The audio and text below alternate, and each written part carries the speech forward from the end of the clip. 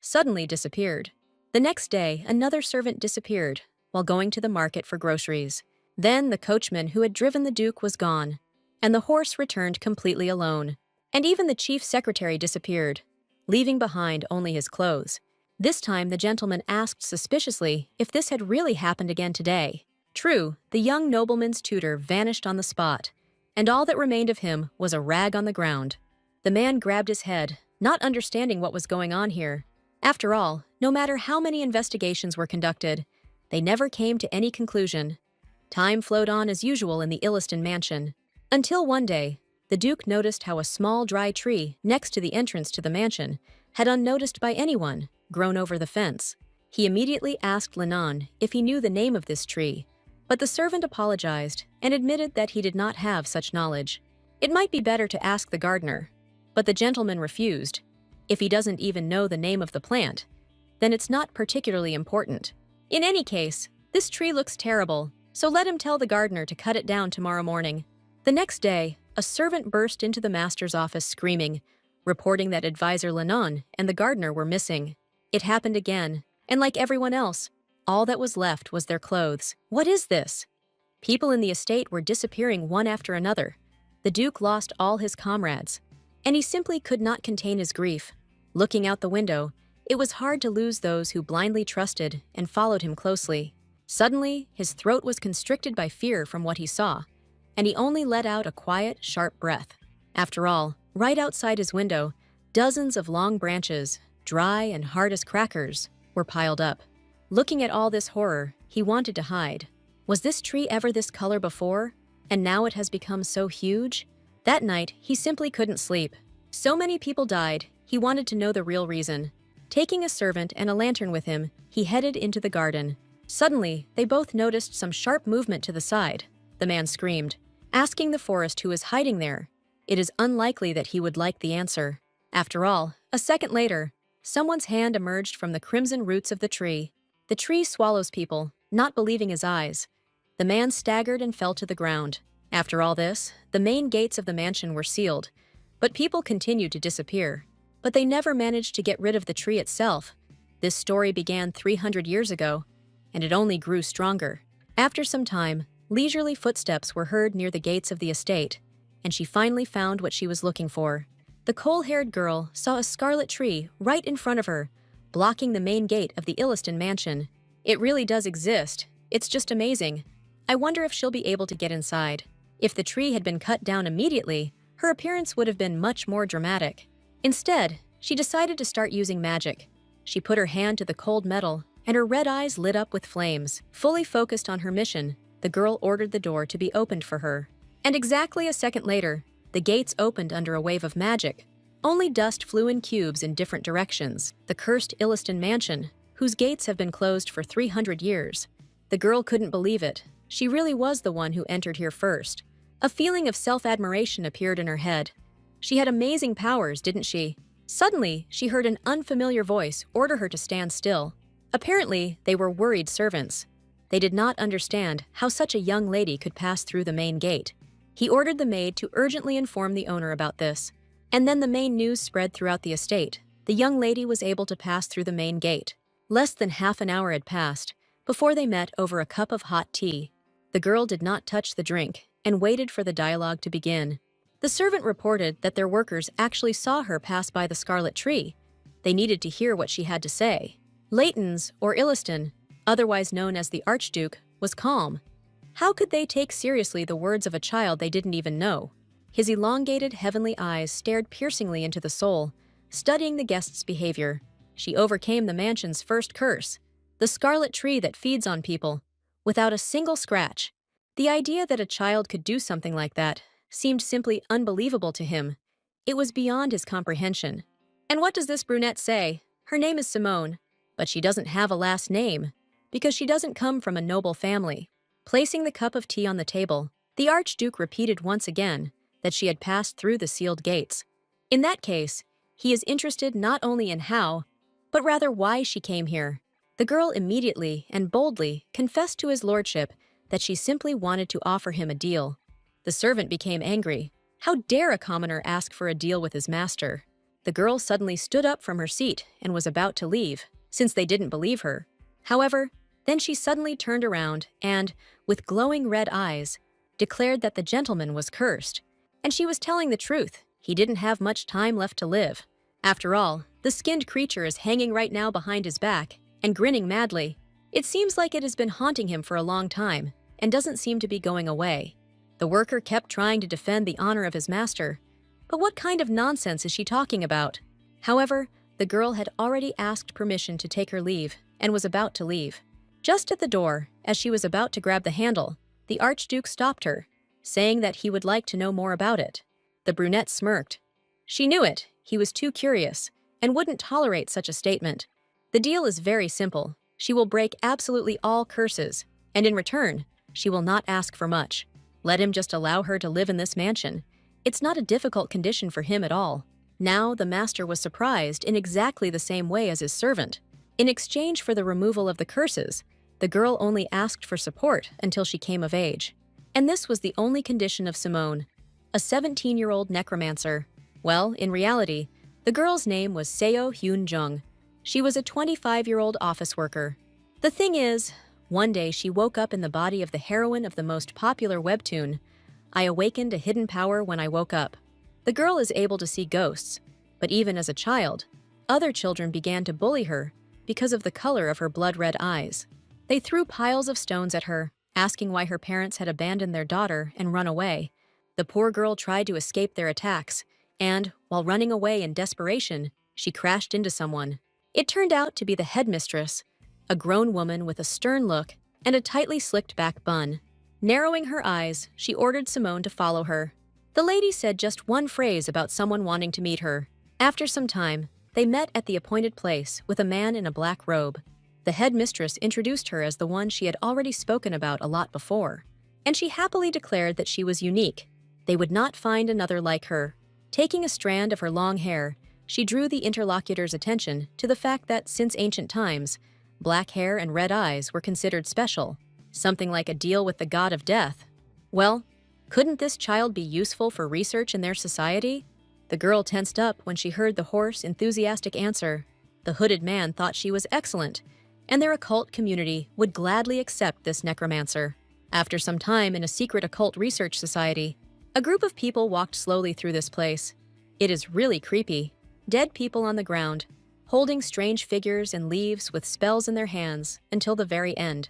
Suddenly, they discovered an exhausted girl chained to the wall. The man immediately screamed in surprise. It seemed she could still be saved, because these occultists had not yet managed to sacrifice her. She was still alive. This is how Simone, who was one step away from death, was saved and went on a journey with the main characters. This is where the story ends. But the real end for Simone, who traveled with the hero, was a baby born with a gift. Destined to become the most powerful necromancer, she suffered oppression all her life due to the bad treatment in the world, and experienced such torment. And she was saved by the main character. But in the end, she voluntarily sacrificed her life for the sake of her comrades who saved her. Waking up from a nightmare at night, the girl, in tears, did not understand why, of all people, she had entered Simone's body. Suddenly, a huge hand rested on the blanket she was covering herself with. It was a terrible monster, hardly resembling a human being. It screamed at her to fall, to rise, and then to fall again. Echoes of the words of death were repeated in her head. Thanks to the fact that this horror was always hanging around her, she had already gotten used to ghosts. So she decided that before she was given to the occult society, according to the plot, she had to escape from this orphanage. Phew! So what should she do? She can't hide the fact that she's a necromancer, and running away without a plan is a stupid and dangerous undertaking. And even if she were to run away, where could she go? Why didn't she awaken in the body of a rich noblewoman? Is coming home late from work and reading a couple of stories with a beer really such a big crime? While the girl, in despair and hatred, beat the air with her hands, she caught herself thinking, exactly, noble society. Yes, great. We can try it that way. It's the most important episode of the first season. Archduke Illiston kidnaps Simone to remove countless curses without warning Abel, and, breaking down, he screamed at the top of his voice that only a necromancer could remove these curses. The girl, bound hand and foot, for some reason said that she did not have enough strength for this. and then she apologized without ever awakening to her full abilities. Since even the Imperial Necromancer is unable to remove all the curses, the Archduke has no way out. He has completely despaired. This man in the original story played the role of a typical villain, but he was also a person who cared about his family. What if he helps her too? The girl manipulated him because he could easily take advantage of her abilities and then immediately drive her away. Therefore, she will remove the curses only gradually and will finish exactly when she comes of age. This is not gratuitous help, and she will also get hers, a large room and meals according to noble standards. If she wants, she is ready to sign a contract. Well, if something doesn't suit him during the process, they can finish at any time. While she was saying that they could just separate peacefully, the girl silently prayed that he would agree. While waiting for his decision, she repeated the request in her head 100 times, and then she turned around abruptly and promised that she was ready to put her life on the line. After all, this was her only chance to convince a man to take her. A moment later, he gestured with his hand to Keller to bring something. He returned with a huge book in his hands and an amethyst in the middle of the cover. It was a manual passed down through the family from one generation to the next. He heard that even necromancers have their own division ranks. So before hiring her, the guy wanted to make sure of her capabilities. He chose to start with something simple, and the girl began to leaf through the manual. Firstly, entry through the main gate is prohibited. You cannot approach it. It is better to use the bypass. The girl asked what would happen if all this was not observed, if she repeated the way she entered the territory today. The Archduke came closer and said with a cold look that if she fell through even a little, she would die. Simone became slightly withdrawn, but then pulled herself together and confidently declared that she was ready to accept his challenge. Night had fallen. The crescent moon gently illuminated the earth and all living things. The girl quietly followed the maid along the long corridor. Even before this, she asked his lordship a couple of questions regarding the destruction of the tree in front of the entrance. Firstly, the curse will be lifted in exactly 1 week. Secondly, everyone in this house, including himself, needs to go to bed early until all of this is over. And finally, she needed someone with no connection to the Illiston family or this house, someone skilled with a sword. Why do they need a swordsman to remove the curse? They need a skilled craftsman to cut down the tree. She could, of course, do it herself, but the curse cannot be lifted alone. The man believed that there was no need for strangers. He could also help. But Simone replied that the curse was placed on the houses, so that no one from the family could lift it. Moreover, from today on, his lordship needs to go to bed early. After all, if her predictions are true, then this tree secretly comes to life. When all the damned fall asleep, and when he comes back to life, he takes all those who are not sleeping. The tree was hunting people. The Archduke considered this completely absurd. It was discovered 300 years ago by the first owner of the house, and no one has approached it since then. At that time, she only didn't understand one thing: how he managed to continue living. This is exactly what they are about to find out. But for now, she was calmly settling in. Following the maid for a couple of minutes, they arrived at the place a couple of minutes later. These chambers now belong to Lady Simone. The maid opened the doors, and the girl gasped in surprise at why everything was so sparkling with cleanliness. Entering inside, she looked around. Yes, this room was bigger than her 2 apartments. It looks more like a house than an apartment, and the furniture looks like it's covered in gold. She certainly asked for care, but she didn't expect this at all. The Archduke allowed Lady Simone to move around the mansion, but they have rules, and the lady hoped that no one would violate them. For example, it is forbidden to go up to the 3rd floor without permission. It's clear from her angry expression that she's unhappy that such a girl has settled here, in the place she cleaned so carefully. Well, what can she do, whether she likes it or not? But now she lives here, which means noble life begins tomorrow. Sprawled out on the bed, she told the maid that she was going to take a nap and gave her permission to go. What a sour expression she had. She openly showed her displeasure. The noble atmosphere increased. Having swallowed the awkward situation, the lady nodded and said that she would send her a maid tomorrow. After wishing her a good rest, the girl was finally left alone. The next day, the estate grounds looked quite sunny from the window, as if there was no tree devouring everyone there. The new maid arrived early and greeted them with a trembling voice, saying that her name was Anna, and she will serve her, oh God. The poor girl, she is shaking from the sugar. The girl replied that she was pleased to meet him and offered to give him a tour of the mansion. The worker really turned out to be a good person who does her job well. Although she was nervous at first, she later showed everything well. The estate's territory turned out to be huge, and there were so many plants. How many people worked here for the good every day? And what a friendly atmosphere was in the air. Everyone was laughing and helping each other. But everyone outside the mansion thinks that it is hard for them to live here because of the gloomy atmosphere. Of course, they have strict rules here, and ghosts often appear. But over this time, they have gotten used to it and become stronger. Red Eyes glanced around quickly, and an observant glance caught the maid. It seems they really have become stronger, since they can carry such heavy weights. The maid apologized for talking nonsense, thinking she had said too much. But everything is fine. Thanks to her, the girl was able to soak up the atmosphere of the mansion. She decided to serve dinner right in her chambers, as an apology. Just a couple of minutes later, when they returned to the room, Simone found a beautifully laid table waiting for him. As she requested, they prepared the same food for her as for the owner, although it was unknown whether she would like it. The way she ate before could never compare to this. Thin porridge with moldy bread and sprouted potatoes. She didn't expect anything less from the ducal house, and Anna had done a good job today. The girl said that she would not rush to eat, so she could be free. The maid was shocked. But how could this be? She had to clean up after her. But Simone, taking the knife in her hands, declared that the time had come, the hour when all the inhabitants of the estate must go to bed. Had she forgotten about this, seeing a sharp object in the hands of a lady who already frightened her, the girl quickly changed her mind, and she began to bow almost to the floor, offering her apologies. And then she quickly said goodnight and left. Great, we can enjoy the feast in peace. However, the night was not as safe in this place as it seemed. The fire in the candles was already flickering slightly. It was as if someone's presence was moving him with its breath. The huge burgundy slimy with blood roots of the tree woke up. They immediately began making slurping sounds. But the lady did not notice this. She was carried away by her meal. Oh, what a juicy steak, so delicious that she's about to cry. Suddenly, a long creaking sound was heard from behind the doors. Simone didn't immediately understand where the sound was coming from, as if a baby was trying to pull the door handle. Instead of being scared, she just glared menacingly at the door that had interrupted her steak eating and ordered him to come in. There were many strange sounds coming from behind that door, but no one wanted to, or simply could not, pull the handle.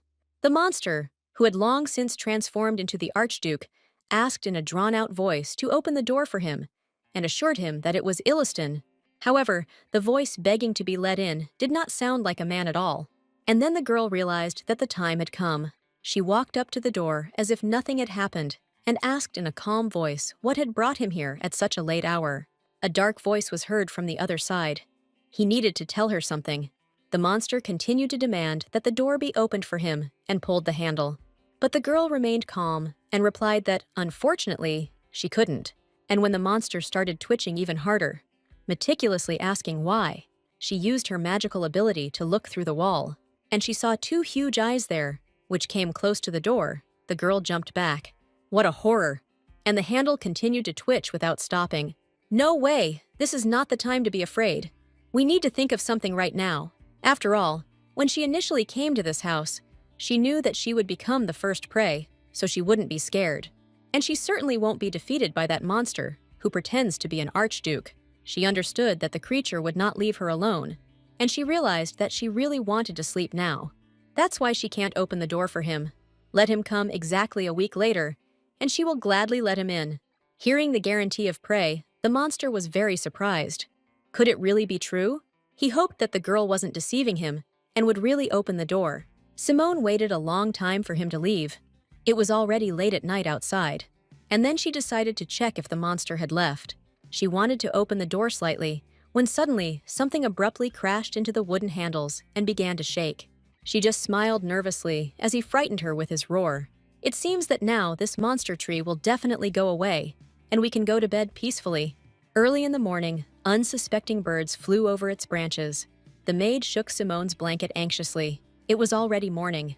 The girl stood up slowly, rubbing her eyes. It looked like she hadn't slept enough. But no.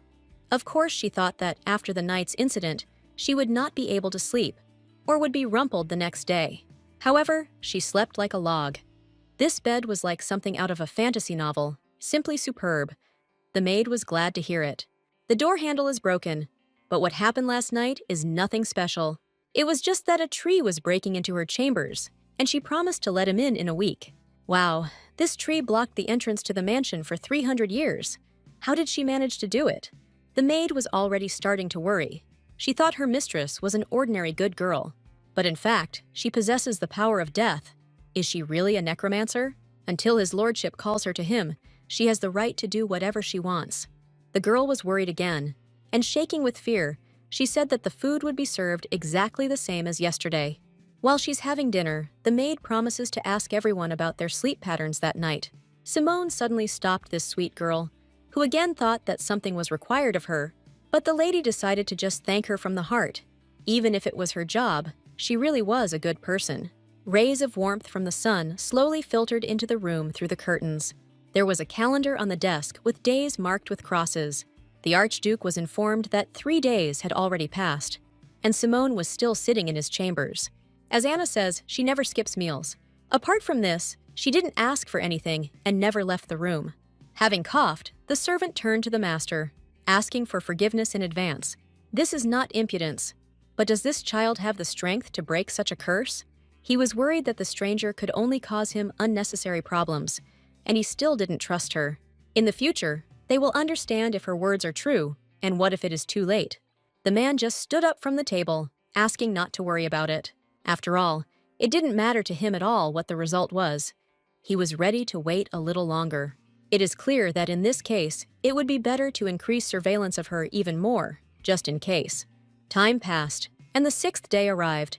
The girl, dressed in a clean, neat dress, finally left the chambers. The Archduke immediately noticed how good she looked. All thanks to him, of course. Suddenly, he noticed that her hair and eyes seemed to have become different. Well, yes, she used magic paint. It's just somehow awkward to reveal to everyone that she's a necromancer. She used the one he left. It's not a big deal. In general, he wanted to talk about the fact that she doesn't leave the room. He's interested in what she was doing there all the time. Taking a sip of tea, she replied that he shouldn't worry. The curse would be lifted, as they had agreed. Then the girl asked if they had done what she had asked them to do. The man closed his eyes in irritation, as if he had not achieved what he wanted from the conversation. And then he asked Kelra to come here and bring the one she wanted. A man with a sword, in a brown robe, opened the doors himself. And attracting attention, Simone slowly approached closer. Hearing his voice during the greeting, the girl turned pale. Taking off his hood, the incredibly handsome guy admitted that it was an honor for him. She had seen this handsome, blue-eyed blonde somewhere before. His name was Ren, and he was one of the members of that very same Travelers Guild. After the boy was introduced to the owner of the estate, there was silence in the room. He looked intently at the girl, as if studying her. In response, she looked at him in exactly the same way, feelings and emotions flaring up like a flame. This is exactly the man she will never be able to forget his face, one who hides his origins and wanders in search of lifting the curse of the royal family. One of the main characters in this story was Abel's companion, also known as Crown Prince Louis Dingbian. For some reason, he was imprinted in her memory as a tall blonde man riding a horse, a hero ready to save everyone around him. According to history, he should have met Abel around this time, so what is he doing here? He says he was busy. He was carrying out some order. Simone, without wasting any time, introduced herself and said that she would be working with him.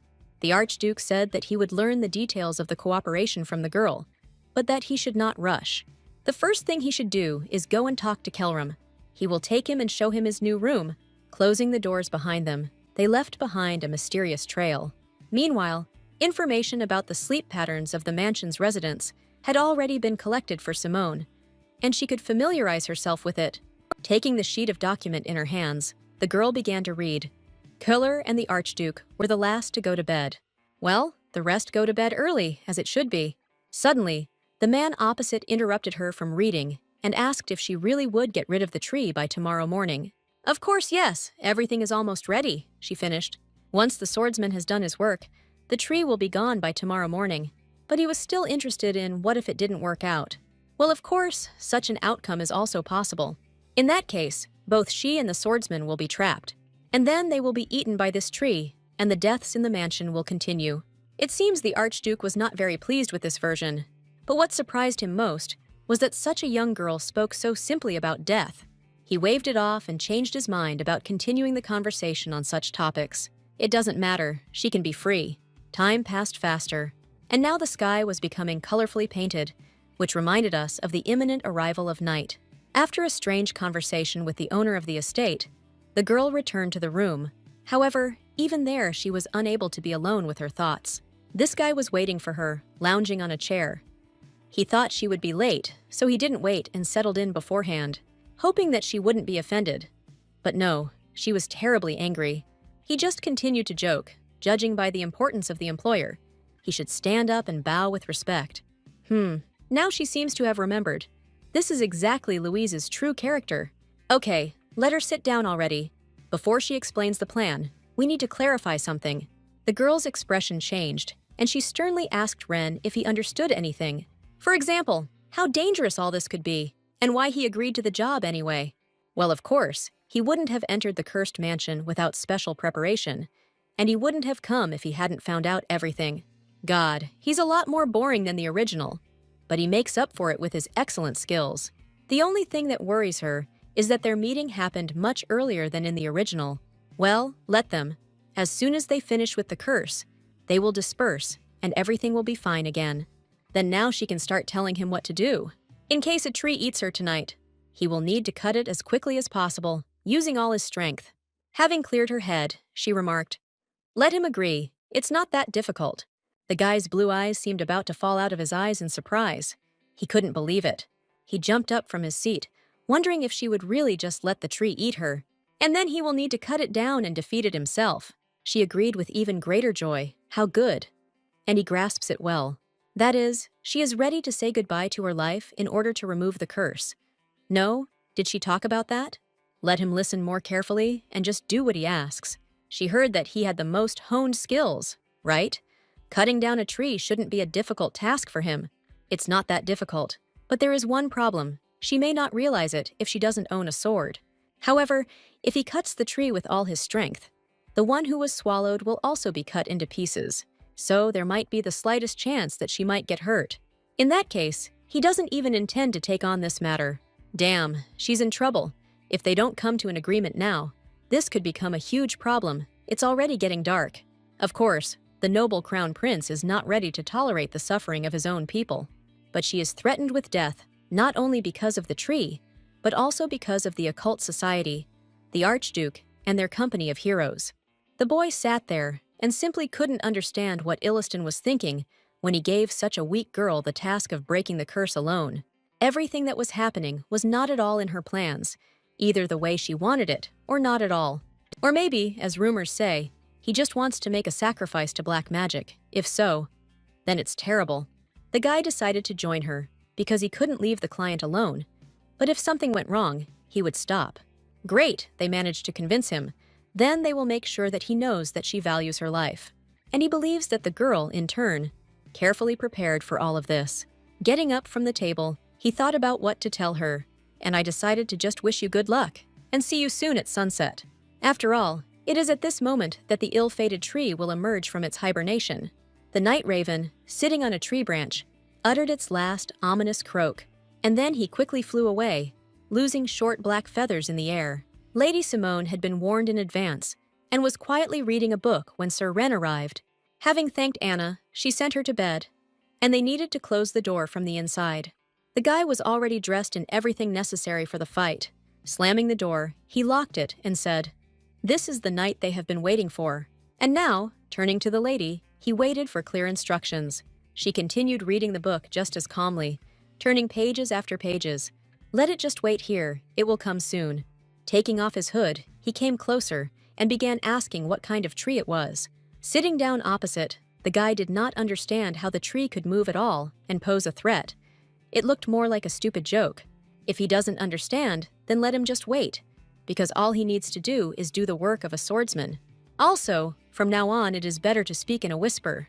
It became dark in the ladies' chambers. Night fell. The impatient man tapped his finger on the table, and in the end, unable to bear it, he wondered how much longer he would have to sit here like this. However, I decided not to bother this girl. She already seemed worried. She stood by the window and waited attentively. She was 17, Well, at least they were the same age. As soon as the blonde wanted to ask her something, they were interrupted by a sharp, loud knock on the door. Making a silent sign with her finger, Simone announced that it was here. The guy was shocked. How could a tree, your mother, come here on its own? Jumping up, he didn't understand what kind of nonsense was going on. He was even more shocked when he noticed that the shape of the tree has changed, as if some part of it is missing. Meanwhile, the knocking on the door became louder and more frequent. The blonde quickly ran up to them and, taking out his sword, ordered the lady to hide behind it. But the girl pushed him away. She had already explained the plan. She didn't need security. The guy grabbed her wrist, thinking she was just showing off. But of course, she is completely serious about this and wouldn't joke in such a situation. Okay, so be it. There was little time left, she will tell it again. The thing behind the door will eat her and then rush to the red tree at the main gate. As soon as it grabs it, let it jump onto the terrace and wait. This is the tree that needs to be destroyed. As soon as it returned to its original form, he would have to instantly cut it apart. The guy still didn't understand what it was.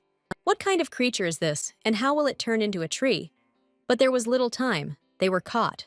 It began. The girl asked in a sweet voice who had come to visit her. The monster with huge eyes stared at the handle, pretending to be a duke and reminding her that she had promised to open the doors today. It was the first time the guy had witnessed such nightmarish events in reality. It will soon break the door with such force. It's better to open it. She only managed to warn him that if he didn't want to die, then it would be better if he didn't move. The girl's silhouette froze in place, even though the monster was already inside the room. The girl with red eyes boldly looked fear in the eyes. The guy barely resisted the flow of wind, but still did not understand why she did not dodge. The monster quickly wrapped its tentacles around Lady Simone and lifted her up. She tried to overcome him with her magic, at least a little, but it was weak. He asked if everything was okay. The girl replied that it was bearable. It was time for the main part. She had already told him that the creature would eat her, and as soon as it returned to the tree, the guy had to cut it down. The creature was terrifying, but there was no time to stand and look at its face and huge eyes. According to the girl's plan, the prince should jump now. Fear crept into his blood. His pupils narrowed. The blonde was afraid he wouldn't make it in time. Damn it. That means all the rumors about the Illiston mansion turned out to be true.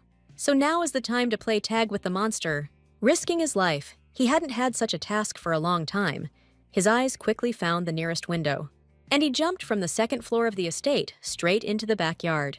The glass fragments and the collision caused considerable damage to the monster. He fell to the floor, remaining in Simone's room like a lifeless piece of junk. But then a small hand formed from the clumped mass, and he carefully clung to the boards with it, trying to use his strength sparingly. After all, he had to crawl a huge distance just to return. He had to have time to return to his body. He ran as fast as he could, across the estate grounds, just to make it in time. There was no breath, and the branches of plants were hitting his face. But a person's life was at stake. He kept thinking about what a terrible place the fucking Illiston mansion was now, and what had just happened. His brain did not want to perceive reality. However, the silhouette of the girl who allowed herself to be eaten was spinning in my head. She was completely fearless. Who was she really anyway? Having reached a certain place, the blonde stopped abruptly, and he hid behind the tree trunks because he saw the main monster of this forest crawling towards his home. Is it really moving? It's just amazing to see such horror in real life. Everything is as she said.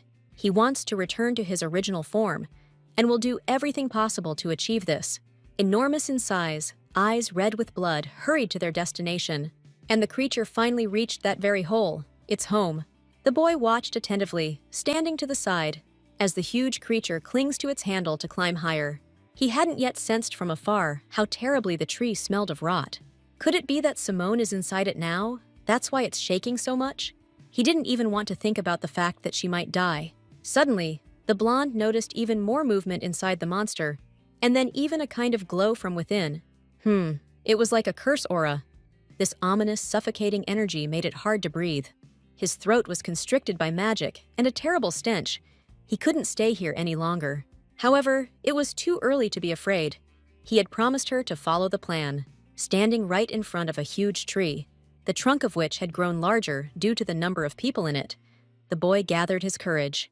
He remembered her instructions well, so he decided to grab the sword and do the job. Exhaling, He thought one last time about the value of his life. And then I remembered how confidently the girl did it. She thought there was nothing complicated about it. And she came up with a plan that if the tree did eat her, she would have to chop it down with all her might. That's why he swung his sword with all his might and finally did it. After the first blow, he didn't quite understand what was happening. What kind of tree is this that can be cut as easily as paper? His expression changed dramatically when he saw the cross-section of the trunk. Inside, everything was teeming with some kind of red growths of unknown origin. With all his strength, he was hit back with a counterattack, and he was thrown back a couple of meters. Now he seemed to understand that this was not just some kind of curse on the estate, and the real energy of death. With the help of magic, she took the lives of hundreds of people. The guy stood aside from this terrible energy, not understanding why nothing was happening, and the girl was not freed. He knew it, and that's why he swore to stay away from any dangerous business. It was necessary to urgently save her before it was too late. These growths slowly pulsated, like living people, until one moment they suddenly exploded, sending a powerful ultrasound echoing throughout the estate. Pieces of red shells flew to the sides and fell to the ground. The guy stood there in surprise, looking at everything that was happening, not believing his eyes. How did it explode? What happened? And what happened to Lady Simone? Looking up, he finally noticed what was happening. The girl was hanging in the air, surrounded by some kind of magical aura. The purple ball seemed to swallow the girl, but she continued to float with her eyes closed, until she began to descend and opened her red necromancer eyes. Slowly, she reached the ground and touched it with her feet. And after everything that happened, Simone calmly extended her finger and showed a class with her hand, praising the guy for an excellent job. The guy could no longer understand anything. He thought she was dead. And now, as it turns out, she actually blew up the monster. Well, yes, and he chopped it up. Thanks to him, she survived. The brunette laughed and added that it smelled so bad that she almost threw up. And how good it is that she survived and is finally here, safe. Yes, they succeeded. They coped. But the blonde continued to watch her suspiciously. While the girl was shaking all this gunk off her hands and clothes, he noticed that the color of her hair had changed. Just like the color of the eyes, it now turned red. The girl simply suggested returning to the room. But she did something amazing, yet she reacts as if it were ordinary. Okay, he worked hard and now he can go and rest. She'd better wash herself, otherwise the stench is simply unbearable. Leaving him at the gate, Simone ran as fast as she could, saying that they would see each other tomorrow. Even when night fell, he could not come to terms with it and not think about her. Black hair and red eyes, emanating death energy. All the necromancers were already exterminated 300 years ago. However, it turns out that someone still managed to stay. His trembling hand clenched into a fist. Now he has hope for the future, because the necromancer's powers are enough to lift the curse from his father. He arrived at the mansion to find some information about curses, who knew that she would meet a necromancer. What luck! The guy's blue eyes lit up with joy. A simple task turned into an unimaginable success. Morning came, and all the estate workers went outside, not believing their eyes. No one could believe that the tree had really disappeared. What could have happened this night? Is this girl really real? The worker, looking at all this, muttered something under his breath. And he didn't even notice how the Duke came up from behind and noted that it was true, and the girl kept her promise. She did it tonight, so her word can be trusted. Was the entrance to the mansion always so beautiful? Even the sun came out? The gentleman asked Keller to open the gate, because they needed to see their guest out. Meanwhile, Lady Simone slept soundly in her bed, completely exhausted after such a scolding. Anna woke her up and wished her good morning, as always. The girl asked what time it was, but when she opened her eyes, she saw a strange picture in front of her, a bunch of maids asking her what she would like for breakfast. What is everyone fussing about, and what were they all doing here so early in the morning? The girls all answered at once. They, as before, simply listened to her sincerely. She could call them at any time. She's never even seen them. What are they even talking about? She urgently needs to tell the Archduke that she doesn't need so many servants. Running into the man's room, she only saw him calmly sipping tea. She arrived just in time. He was ready for tea, and now he definitely trusted her. From this day on, she is an honored guest of the mansion, and he is ready to provide her with everything she asks for. Now let him sit down in the seat opposite. And his room was hit by the sun's rays. The expensive furniture sparkled with new colors, something they were not used to. Now she had to try to remove all the curses at home, of course. That was their agreement. Looking out the window into the courtyard, the girl wondered why everyone was behaving like this today. It was strange. The man pouring chamomile tea said it was good for the brain and body. She mentally assumed that Luivi had already left this place. Now it's time to tell you what exactly happened last night. Well, Ren cut it down, and she simply used the energy of death to blow up the tree. But the man wanted a different answer. He is interested in other curses, how this tree came to be, and why they couldn't get rid of it. This monster was very cowardly, weak, but annoyingly cunning and smart. Even though he was a monster, he still thirsted for life and wanted to live as long as possible. He would sneak into the mansion looking for victims, but he was afraid that the locals would quickly find his weak spot, so he moved at night when everyone was asleep. To remain unnoticed, he sought out those who were not sleeping and devoured them. She said that the monster was weak, so why couldn't they defeat it all this time? That's the trick. This creature put all its strength into defense. That's why it was so hard.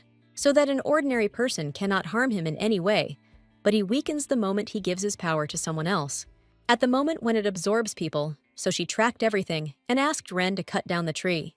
So she let him eat her in order to break down her defenses, something like that. Clutching his head, he said that she didn't seem to feel sorry for herself at all. However, he still didn't understand some details.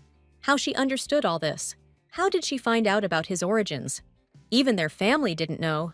Well, it's not even clear what to answer him. She couldn't say that she simply read about it in history. It's something like knowledge that is passed down from generation to generation, and everyone knew about it. He was very surprised, because the line of necromancers had been extinct for 300 years, and here she was sitting in front of him. Great, he bought it and now wants to know more about it. After a short conversation, the man let her go. Now the girl is free. However, if he didn't ask what she would do next, then he trusted her completely with the rest of the curses. The girl was about to go into the room when she suddenly saw the maid shouting her name and running forward. Stopping, she quickly and breathlessly asked what the gentleman had said and whether the lady was staying in the mansion. Well, yes, of course, because his lordship was convinced of her abilities. By the way, it's definitely time to take a look at the manual. Suddenly, the girls looked around, hearing footsteps. Someone was walking straight towards them. Simone saw the silhouette of a lady in a proper dress. She seemed gloomy to her. The sound of her heels echoed down the long, high-ceilinged corridor. The woman looked too thin. Her eyes were dark as a shadow, and her cheekbones were prominent.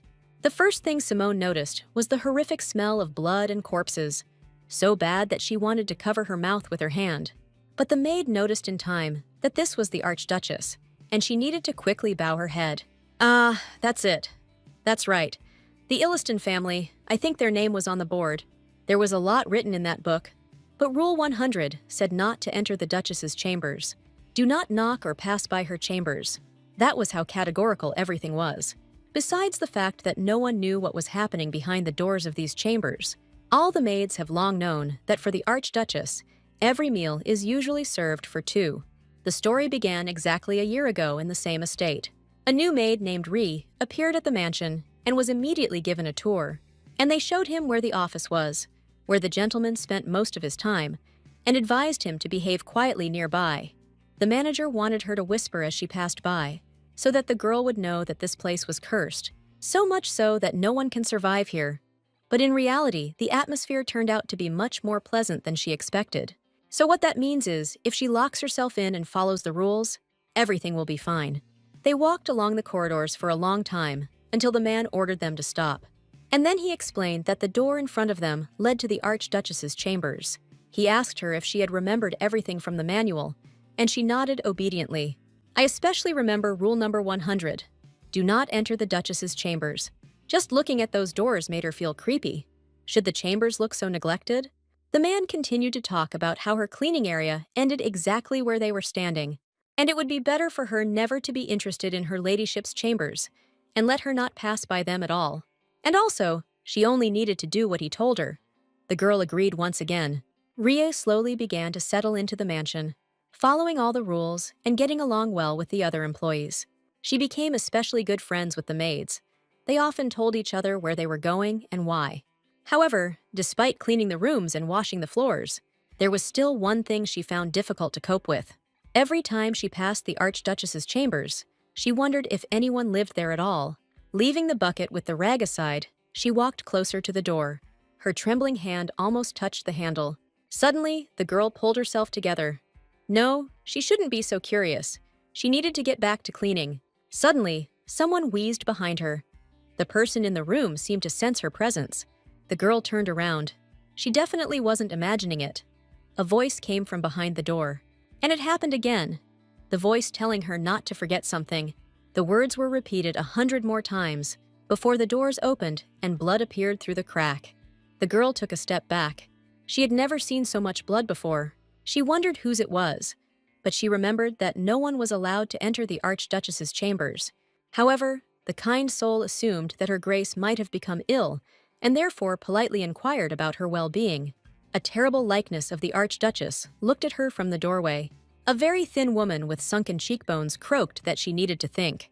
The girl, horrified, continued asking if she was okay. She was already beginning to tremble with fear, but still tried to find out with concern if anything was hurting her. I really wanted to help this lady until I looked closely at what was in the room. Behind the silhouette of the Archduchess, she saw someone's bloody body tied with ropes to a post. The lady began to ask, as if aggressively, why she couldn't remember a simple rule. And suddenly, throwing open the door, she ran out with a knife at the girl. The maid ran as fast as she could, forgetting about the bucket and her duties. What kind of horror is going on in this estate? And why did her grace rush at her with a knife? The girl was already mentally saying goodbye to life, without any hope of salvation. Perhaps it was fear and haste that were to blame. But when she, pale with horror, rushed down the stairs, she stumbled on a couple of steps and, rolling head over heels, fell down, falling to her death. The poor girl didn't even have time to understand that she was dying. Tears were rolling down her face. Even lying in a pool of her own blood, she tried to call for help.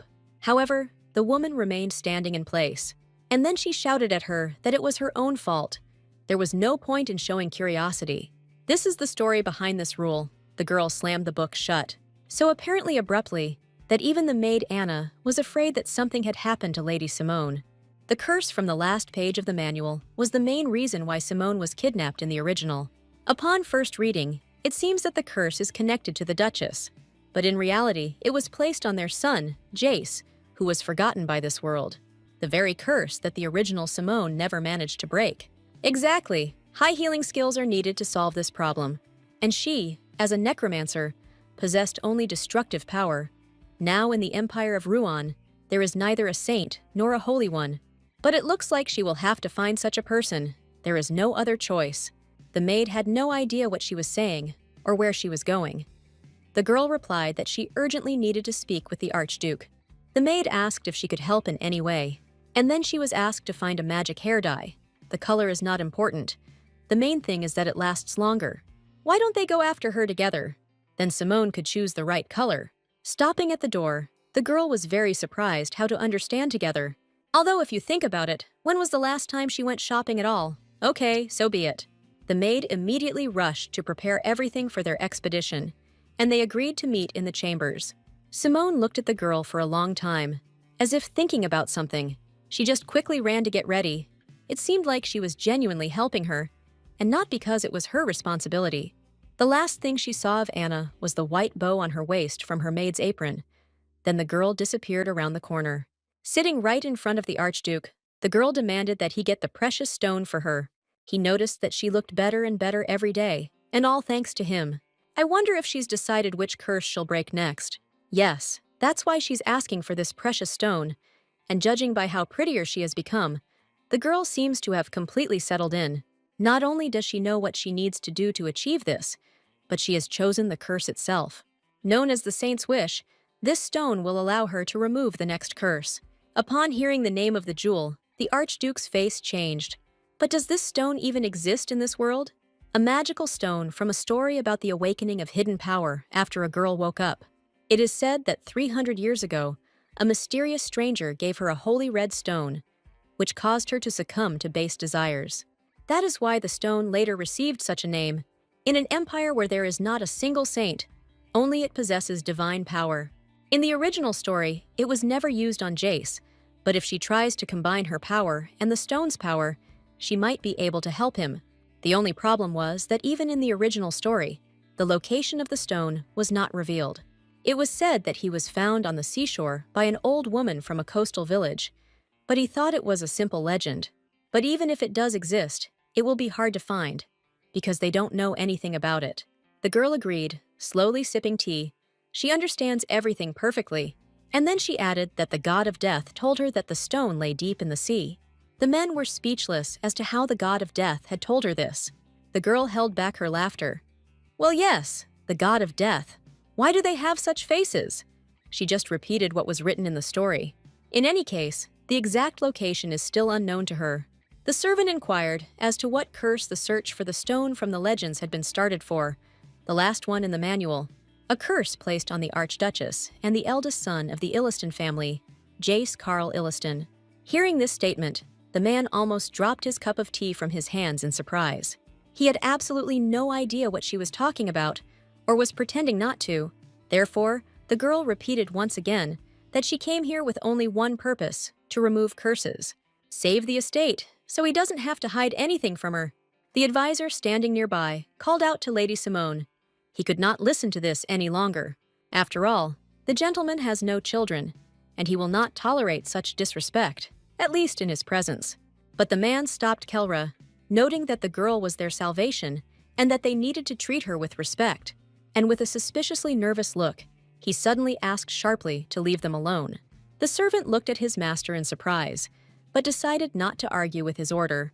As soon as he left, the man's mood and look changed, and he suddenly asked sharply how she found out about Jace. Simone replied calmly, Jace was cursed and forgotten by this world, and she promises to remove absolutely all curses from the estate. Does he really think she would take on such a task without preparation? As if with hope in his voice, the man asked if she could really remove these two curses. When she replied that she wasn't entirely sure, but would at least try, he grabbed his head and asked her to try anyway. But she didn't need to be persuaded, and such an outcome was entirely possible if they got the stone. The Archduke promised to contact the Adventurers Guild. Since this is a very dangerous stone, they cannot send just anyone to get it. The girl was about to leave and was walking towards the door when suddenly a man's voice called out to her. He asked Simone with sadness in his voice if his son would survive if she lifted the curse. Opening the door in front of her, she replied that she didn't know. It all depended on his condition. She doesn't even know where he is yet. Turning around, she asked to call her when the guild sends someone. The days in the estate began to pass faster. The work of removing the curses was in full swing. The man asked to contact the Adventurers Guild. They would need at least 5 high-class adventurers from there. They shouldn't hire a magician, according to legend. The more a person uses magic, the more vulnerable he is to temptation. With all due respect, the servant asked permission to ask the master a question. He asked if there was anything he didn't know. Without turning around, the Archduke looked and admired the views of the estate from the window, and then replied that no, and he still won't understand how everything will be resolved. His friend will definitely find out about it. Enough talk and curiosity. The most important thing is that he understands what needs to be done. Yes. And today he received a message from an informant. Inside the folder is all the information. The shelter worker spoke as soon as he was given the money. It seems that the fact that the girl was a necromancer became known immediately. Apparently, her parents simply couldn't cope with her and sent her to an orphanage. Adolescence, dirty black hair. Who would need such a girl? No one understood. There were rumors that she often got into trouble. They say she even tried to commit suicide. She was too afraid of ending up in an occult society. In her place, anyone would have rather chipped in than fall into their hands. Studying the documents, the Archduke did not understand what they were all talking about. It turns out she came here to survive, and certainly doesn't look like a thief. Isn't the shelter she escaped from under his influence? That's right. The address given is within his territory. In that case, he no longer needed such a miserable place. The man gave the order to get rid of it, and the servant obeyed him at that very second. Suddenly, their dialogue was interrupted by knocks on the door. He quickly asked Keller to open the door. The door creaks, and the mysterious guest is allowed in. However, for some reason, he was in no hurry to do this. Only a couple of seconds later, a lady in a black fluffy dress carefully entered inside, looking straight at the man. Upon seeing the woman, the man's face and demeanor changed. His eyes became kinder, and he politely greeted Flory. Some time later, Lady Simone met a familiar face at the estate. A lot of time had passed since their last meeting. The guy smiled sweetly and complimented her. The girl looked good. Did she really think that after the tree mission, he would join Abel's team, as it happened in the original story? The guy also didn't think that he would meet her again, but the Archduke hired him again. Of course, he is not the only adventurer, but since someone was needed, he volunteered to be the leader. Wasn't it fate that he seemed to have become much friendlier since their last meeting, and constantly complimented her radiant hair? Wasn't she a brunette? Oh, right, the girl grabbed the ends. Now she has blonde hair. Well, yes, there was. Magic paint works wonders, unless something is wrong. She hoped that the story would be changed, and the episodes with Simone and the Illiston family would be omitted. However, Luivi met her before Abel, and now seems to have decided to become her ally. Such a naive boy, and follows the first person he meets, like a duckling. Trying to justify this logically, the girl recalled the story. In the original, the guy joined Abel's squad because of his interest in the powers of necromancers. The Archduke greeted the boy with respect, even though he didn't expect Simone to come too. She just knew that he would call her anyway.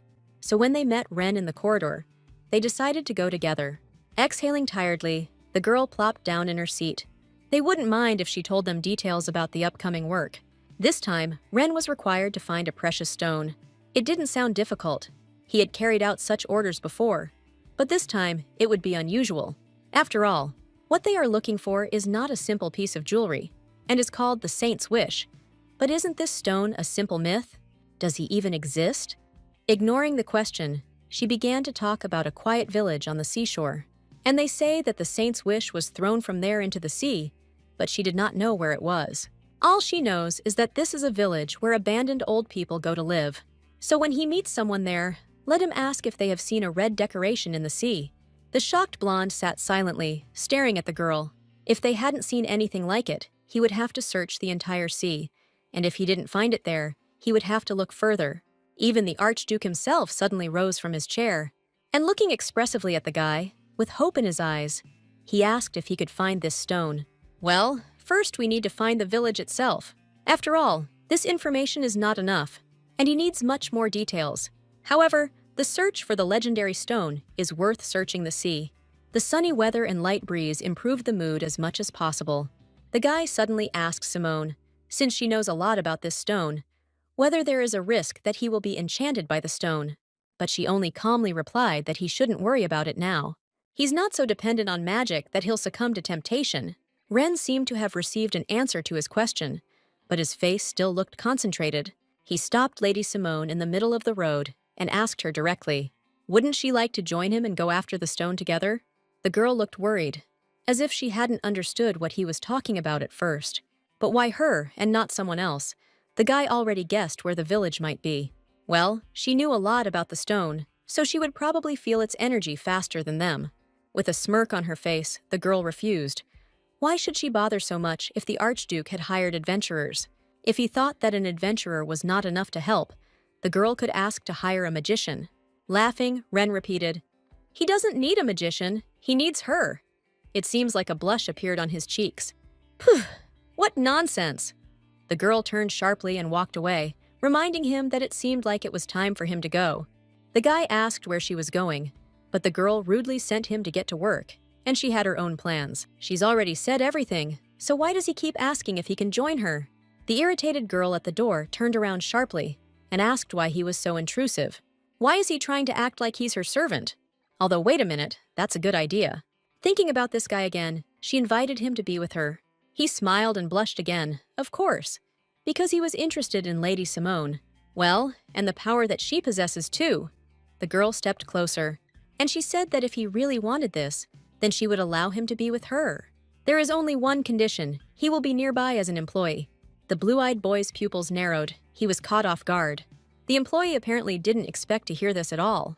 Well, yes, he is a high-class swordsman, and since Ren accepts quests from the Adventurers Guild, it means he is also good at gathering information. And she just needs such a reliable person, and he said that he wants to be with her, because she is interesting to him. Simone guessed that he had never received such an offer before as the Crown Prince, and his face confirmed it. He seemed confused, so he replied that he needed to think about it. That's great. Until the next meeting. Humming a song joyfully to herself, Simone climbed the stairs to her chambers, since the Archduke had given her money for expenses. Then you can go somewhere and take Anna with you. After all, this girl became her friend. Just think, she hadn't seen her all day today. It's strange. Maybe she asked for time off and has a day off. However, they had plans together. Did she really forget? And what should she do? Simone screamed her name as she searched, forgetting about Rule 88.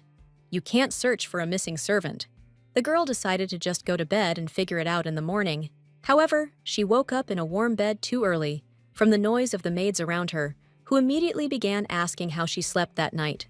The girl, rubbing her eyes, asked in response whether Anna had returned, as she had not seen her until last night. However, everyone around abruptly changed the subject and suggested serving breakfast. The maid immediately turned around and ran to carry out an order that she had not even been given. What a strange and unpleasant feeling, as if they are pretending to be busy. Lady Simone replied that it was time to serve breakfast. She would just step away for a minute. The sun shone through the dark crimson curtains. A new day had dawned, but the atmosphere seemed just as ominous. Just think, this is the Illiston family mansion, and a person has disappeared here. Isn't she taking it too lightly? The girl walked down the corridor, lost in her thoughts, until someone's voice called out to her. Turning around, she stared at the maid with a crazy look. Of course, she was scared, and she immediately apologized. It just seemed to her that the lady was looking for something, so she decided to help her. Simone asked her again directly if she had seen Anna. She hadn't shown up since yesterday, so the girl thought that perhaps she had gone away on business. She didn't even notice it, although now that she mentioned it in the dialogue, the maid was worried. It looks like she didn't even show up for the morning briefing. Could something have happened? Anna suddenly disappeared, and so Simone is now looking for her everywhere. If she suddenly meets a friend, let her tell her that they are looking for her. The maids, who had previously been so focused on their work, suddenly turned around, and they stared very strangely at this couple, and then they began to vigorously discuss the routine again, whether anyone had finished putting away yesterday's groceries, and so on. There was clearly something wrong here, and Simone had yet to find out about it. Suddenly, someone approached the girls and called Reese by name. It turned out to be some stranger. The lady sternly asked what she was doing there, and then Simone introduced herself as Ruth, the head maid of this mansion. It seemed like this was their first meeting. Suddenly, she grabbed Reese's hand and asked permission to take her away right now. Otherwise, she had already looked all over for this child. And also, it would be much better if the girl returned to her quarters right now, because this is the servants' area, and guests should not go here. Why are they behaving like this? Is it really on purpose? She came here with one goal, to find Anna. The woman promised that if she saw the child, she would definitely tell her that they were looking for her. Well, okay. In that case, there is nothing left to do but return to my quarters. Upon returning to the room, the lady began to read some book. Judging by the reactions of those around her, they were clearly hiding something from her. Okay, for now she can try to find any curse related to this in the manual, and if she still doesn't find anything, then you will have to turn to his lordship personally for help. Rule number 88. Do not look for a missing servant. Wow, that wasn't even in the novel. And why were the maids suddenly so interested in what curse she would break this time? It's strange that when she asked about Anna, they could barely utter a word in response. But then, upon hearing about the curse about the missing servants, they screamed. One of the girls screamed that it was too dangerous. True, but she couldn't leave her friend in trouble. Simone slammed the book shut and decided that she would get it back by any means necessary. From that moment on, the maids became both frightened and serious. One of the girls with green eyes suddenly started talking. Regarding the curse, there is one more rule that is not in the manual. The brunette wondered what the hell it was, what they were even talking about. Meanwhile, the maid, closing her eyes, promised to tell everything and asked to save Anna.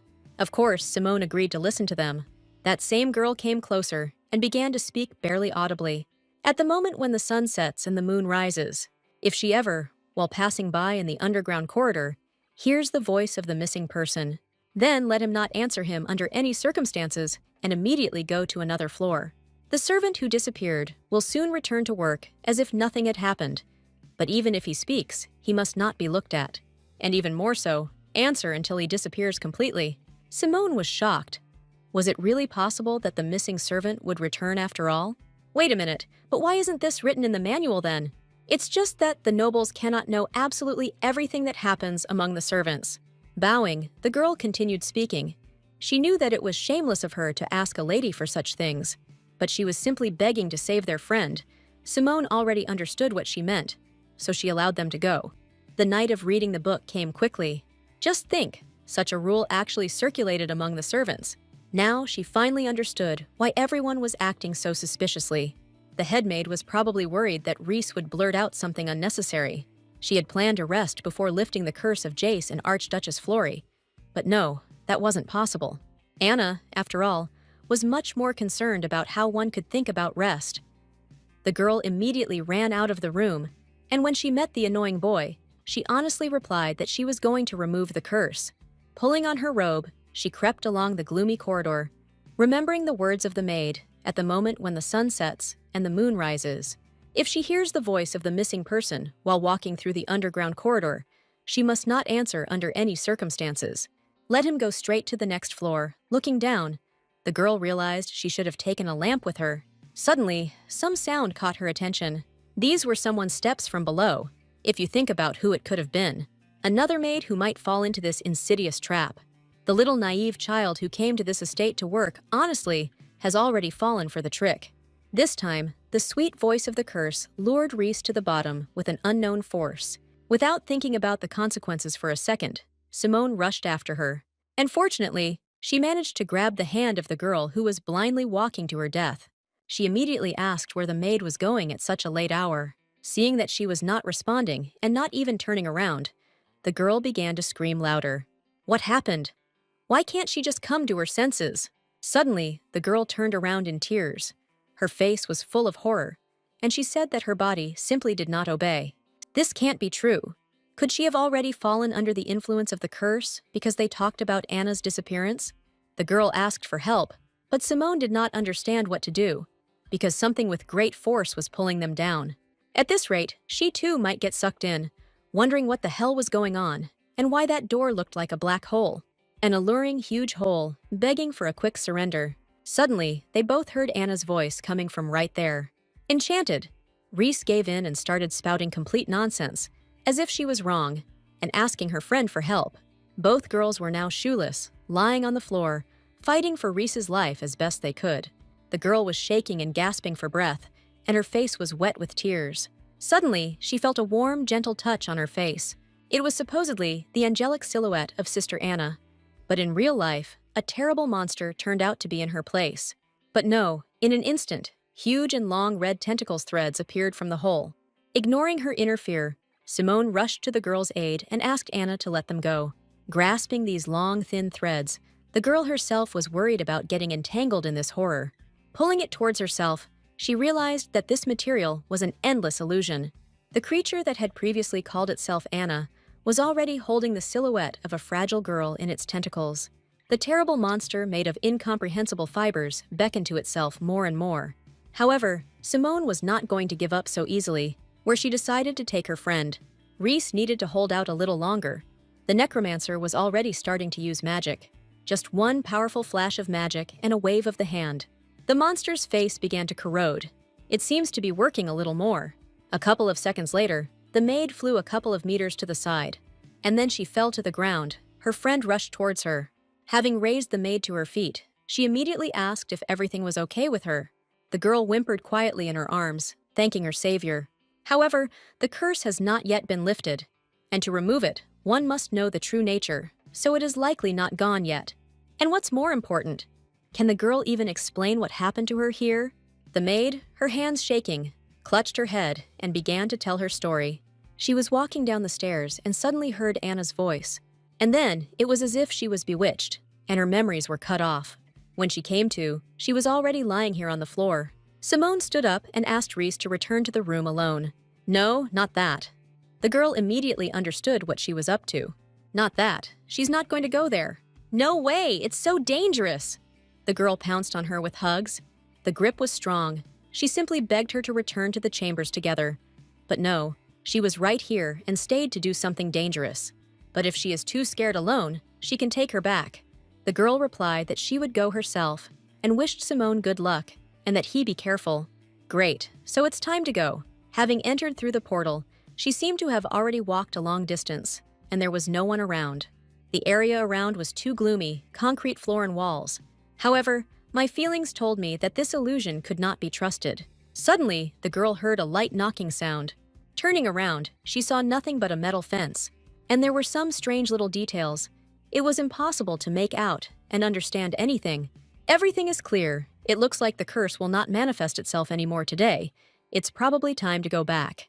As stated, the servant who disappeared will soon return to work as if nothing had happened. However, even if he talks to someone, you must not look at him, and even more so to answer, so everyone around ignored Anna's silhouette. It all felt so strange and unusual, my friend. As usual, offered tea with a smile. However, this is not the real her, but a substitute creature. Simone was calmly sipping tea when suddenly someone came to visit her and started talking. It was Ren, as always. It had been a while since he had been here last, but today the atmosphere was special. It seemed like a new curse had appeared, and before he could even think about it, the girl asked him if he knew anything about the were-rat. No, is this really something well known? In general, yes. In the village where she lived, there was a legend about it. The rat collected and ate human nails for a long time. And why did it turn into a human to take his place? While the real owner was away from home, the rat would take his place. And when he returned, a dispute would arise between him and the fake as to who was the real one. In the end, everyone believes the rat and not the real person. People call him a fake and drive him away. It's a terrible story, but why did she remember it? Well, it just occurred to her, so she told me. After all, in their estate, among the maids, no monster can pretend to be a girl. Everyone is one of their own. And by the way, the guy should have already been busy searching for the saint's desire. So what brought him here? Such a sharp question after the legend was told took him by surprise. There was no progress as such yet, but the search itself was going smoothly, and he came to give her an answer regarding the recent proposal. The girl was surprised that he really took all this so seriously. Getting up from the table, the blonde confidently placed his hand over his chest and began to speak. He agreed to join her as a full-time employee. Since he is the crown prince, she didn't expect much, but it seems things are taking a serious turn in the imperial palace. Excellent! This is only to her advantage, since she has acquired a competent and hard-working employee. She could make him work for a while, and when the Demon King rose, she would let the boy go. But for now, she pretended to be looking forward to working with him, and the feeling was mutual. But Ren wanted to stay close and build a relationship. Only in this way could he try to free his father, the Emperor, from the curse. Since he and Lady Simone were now closer, he wanted to ask something. Who is she really? It seems he is not stupid and actually noticed something. It's unclear whether she should have revealed all her cards to him. Okay, it's time to reveal the secret with one snap of your fingers. At that very moment, the girl's hair instantly turned black. Red eyes looked confidently in his direction, and then she confessed that she was actually a necromancer. The guy's eyes turned crazy. He knew it. But were there still people like that in the Empire? Of course, yes. One of them is right in front of him now, sitting and drinking tea. Surely the fact that she is a necromancer is some kind of problem for him. No, he just had one more question. What connects her with Archduke Illiston does not seem like an ordinary business relationship. Of course, it's more visible from the outside, but this is truly a business relationship. And she never said that the Archduke was in charge of them. After all, the main character here is the girl, and this is a very important point. In exchange for lifting the curse that had plagued the Illiston family for 300 years, she was promised a carefree life until she came of age. Then this agreement really does make sense, and that seems to be the end of the questions for the business partner. The guy even had a sore throat from excitement, but he still asked if she was interested in him. Well, this is coming from a guy who is hiding his real identity, and will he even answer her questions? She knows very well about his ability to keep his mouth shut, so this is more than enough for her. He couldn't say how long the search for the saint's work would take. Everyone in the village had already been asked if they knew about the red stone, but there were no results. Suddenly, Simone announced that this problem would have to be dealt with by the end of the week. What nonsense! Wasn't this a long-term order? When it comes to saving lives, the concept of long-term and short-term work is blurred. The sooner you finish, the better. If he can't handle it himself, then let him involve more people and ask the Duke for payment. He understood everything. But what would she do while he was here, stubbornly searching for the stone? Just let him not say that she plans to rest. Under no circumstances. Who does he take her for? For now, she will be busy with other curses. Oh, just look what time it is. It looks like they've already discussed everything, so it's time for him to go back.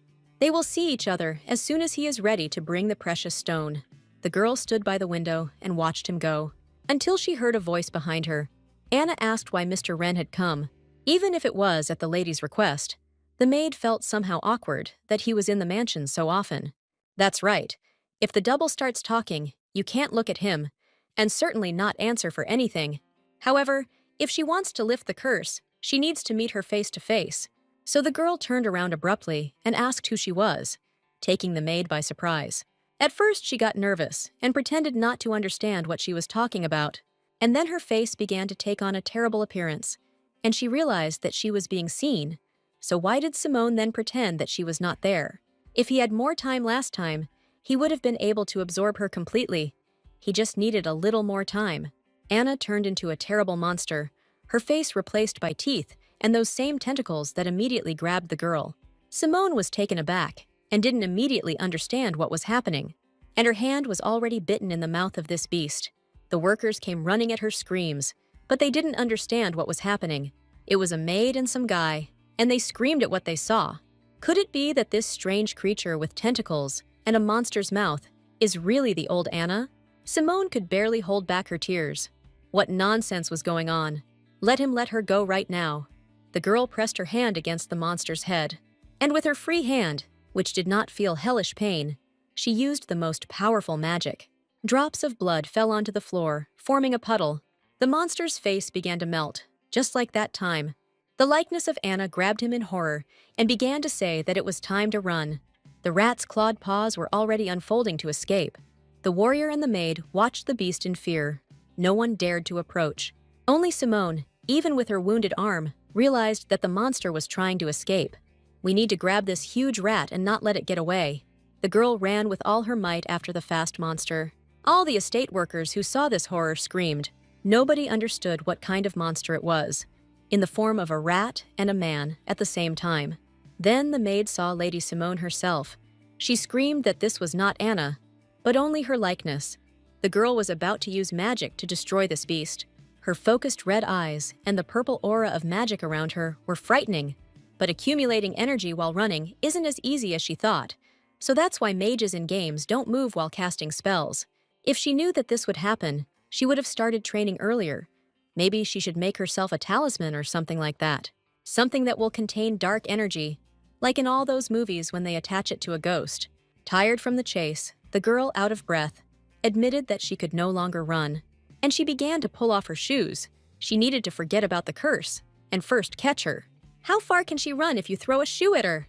Hitting the head straight, Simone knocked the white-braided monster out cold. He immediately fell to the ground. Well, it finally worked. Black smoke emanated from the object, and it had shrunk tenfold in size. The girl took the small animal by the tail and brought it up. But what she has in her hands now is nothing less than a real rat. At that moment, the Archduke entered the room and asked what all the commotion was about. After throwing out the animal, Simone said that she had caught a rat, and when she tried to escape, she crushed her tail with her boot. The thing is, this is the true form of one of the curses described in the reference book.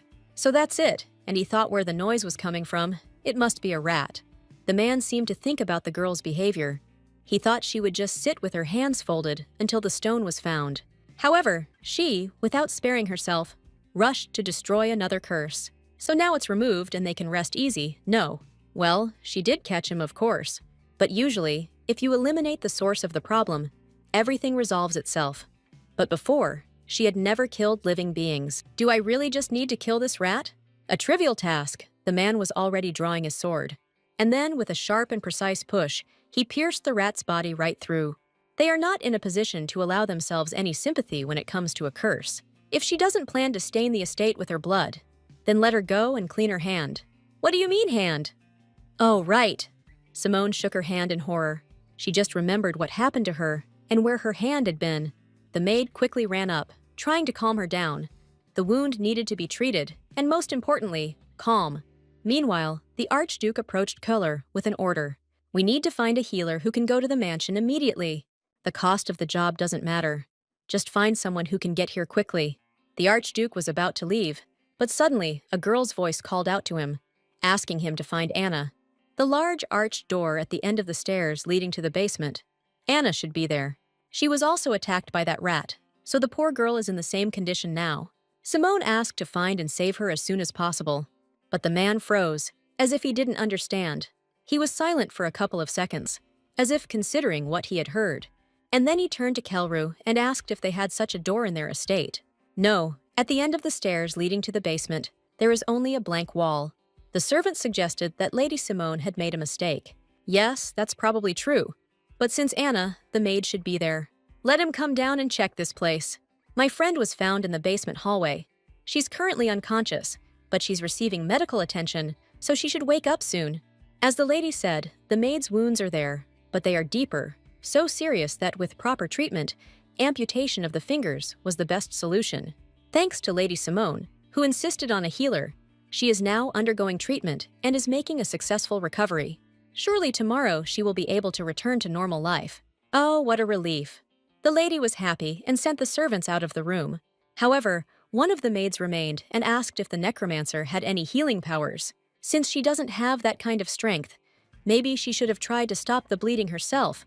And how could she possibly have tried to catch a rat with a hand like that? It must have been very painful, and all for the sake of saving Anna. The girl just yawned. Well, maybe that's enough whining. The evil maid seemed to stop her flow of speech, gritting her teeth. And then she sweetly said that she was very grateful for saving Anna.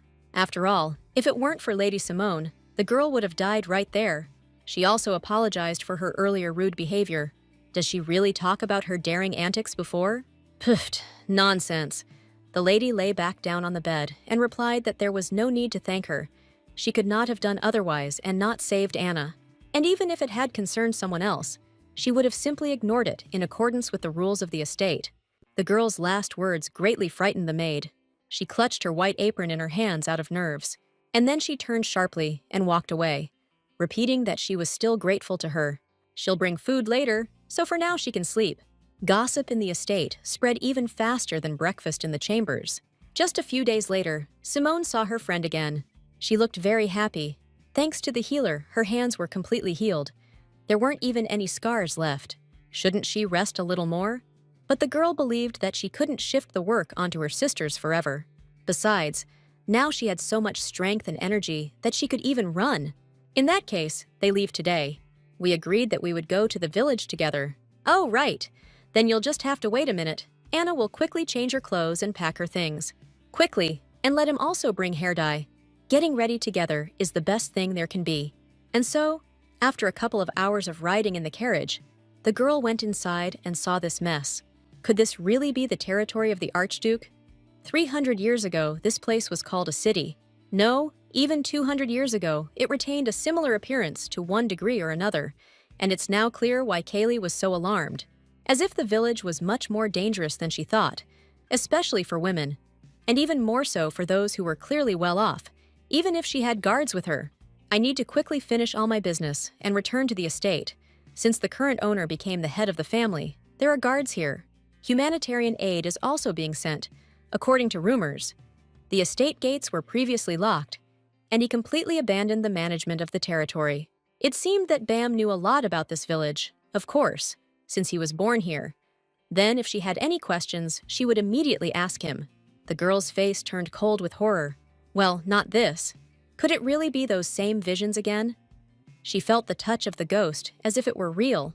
The same one from that shelter, who had been haunting her all this time, appeared again and whispered nonsense about death. She thought that he had disappeared long ago. They had not seen each other for a long time, but he could not have followed her to the estate. Let him try as much as he wants. She's not afraid anymore, and they need to hurry. A suspiciously overly cheerful man was glad to see Lady Simone. The typical example of a merchant in any story was asking what brought her to this god-forsaken place. The girl came for hair dye. It's an expensive item, but they will find everything. The place seems to meet all the requirements. Their master, the Archduke, also uses it, buying silks, threads, even colored paper. So that's where it all came from. The merchant was asking what color she preferred. They could even order any color if needed. She can take her time and look around here among the bottles. wondering how long the paint lasts after coloring. Well, if she does everything according to the instructions, then a week. But with magicians, the result can last a whole month. Because magic paint is made with the help of magic. If the magician is skilled in handling it, then the hair can retain the pigment much longer. Anna entered the store and answered her question. Wow, in that case, she wanted to buy 2 of each color. Is 6 really a lot? They don't have a lot of money, so they need to buy something. They don't come here often, and my friend spent so much money for the first time. On the way out, the merchant thanked them sincerely. I wonder where they'll go now. The girl wanted to read a book. I wonder if there is a bookstore here. Yes, of course, there is one. Wow, even in this wilderness. The girls walked up to the building together, and opening the doors, saw a booth. Well, it may look shabby, but there are really a lot of books there, especially old ones, which are better than nothing. Simone started asking the void if there was anyone there, and an old man with a gray beard answered her. It didn't look like they had arranged a meeting. No, we didn't agree. Well, in that case, let them leave. He's driving them away. What a horror! Is this even how people do business? Most likely, this is all because this person has another business. They sell not only books here, but also all sorts of goods, even those that cannot be called things. It seems he sells information here. However, the old man is not one to turn away customers, so let them ignore him and just choose books. He behaved too rudely, but the girl was not an ordinary person and replied that she had come to buy books. Decent books can be found in the city, so why did the noble lady choose this rundown village? Let him just take what he needs and leave. What a good way to communicate with clients. Lady Simone was looking for books about the Illiston family, and also about necromancers. The girl carefully read the titles. But in the kingdom, books on such topics are strictly forbidden, so that's why. And the old man still couldn't understand why she had come such a long way, especially in such a dangerous time and place, for the sake of books. And it turns out she came for the most sinister of them. The servants tried to stop her. Searching for forbidden books is a grave crime. Let her stop it now. Her actions may jeopardize the honor of the master. But is this crime more shameful than the fact that he keeps her close? It would be better if they just helped him find the books. There were so many of them that it was hard to spot what he needed. The old man was surprised that anyone was interested in the dilapidated estate these days. But is it strange that a simple subject is interested in his lord? From her manner of speech, it was easy to understand that the girl was not a noblewoman. But it doesn't really matter. She's an unusual person anyway. Nobleman or commoner, the people of this kingdom care nothing for the House of Illiston, many not even suspecting it ever existed. And some think that he disappeared 300 years ago. And why not? Who would worry about a destroyed house anyway? The man wanted to finish speaking about the memory of the name Illiston, when suddenly Anna interrupted him. The girl found a book about this family and held the black volume in her hands. And here is a book about necromancers. What luck! They will take everything. The old man said that they could pay as much as they could and leave, while the assistant in the background did not understand whether it was possible to do that. After some time, they found themselves in a different place, sitting down on a bench in a neat dress. Simone asked Anna how often she went to this tavern. She replied that she didn't do it often at all. She just dropped by from time to time when she was out running errands. The girl nervously asked the lady if she was happy with the place, since it was just a simple eatery where you could get a filling meal for cheap. She was afraid that the quality of the food was not the best, and she might not like it, so that's what her friend was worried about. Simone nodded in understanding and decided to reassure her. She is also a commoner, and no different from them. If that was the end of her worries, then there was an offer to order something. After a hearty meal, the girl immersed herself in a book. She glanced through the pages, a chronicle of the Illiston family, something she was already familiar with. Anna warned loudly that the books she might find on the market were most likely just a collection of rumors about this family. No one could say for sure where the truth was. Even members of the family themselves did not know why and when the curses were placed. Surely, if the leader of the people who lived 300 years ago does not personally tell the story, the secret will remain unsolved. However, Anna herself seems to know enough about this family. The girl was scared again, because she works there, but she can't really understand anything. Oh well. Simone started on the new volume, surprised that anyone had managed to sell it at all. Inside, everything was as usual. A description and physical characteristics of the necromancer, birth and observation. Dozens of pages were flipped through one after another. but there was nothing useful, until the girl got caught up in the fall of Anasis, the last necromancer, and how the necromancer ended his life on the gallows. Without showing any reaction, the girl coughed. It was too dusty here to read at the table. Perhaps she would do that later. By the way, now she had questions for the guy too. For such a poor village, there were a lot of shops here, but not many residents. The city's economy here is supported rather by secret visitors, hunters, mercenaries, and so on, who are rumored to be involved in shady business. He couldn't go into detail before, but the bookstore owner they met probably makes his living as an informant. This territory is ruled by a family that is completely ignored by the kingdom. There are few local residents, and there is zero oversight. So the place is ideal for dubious deals.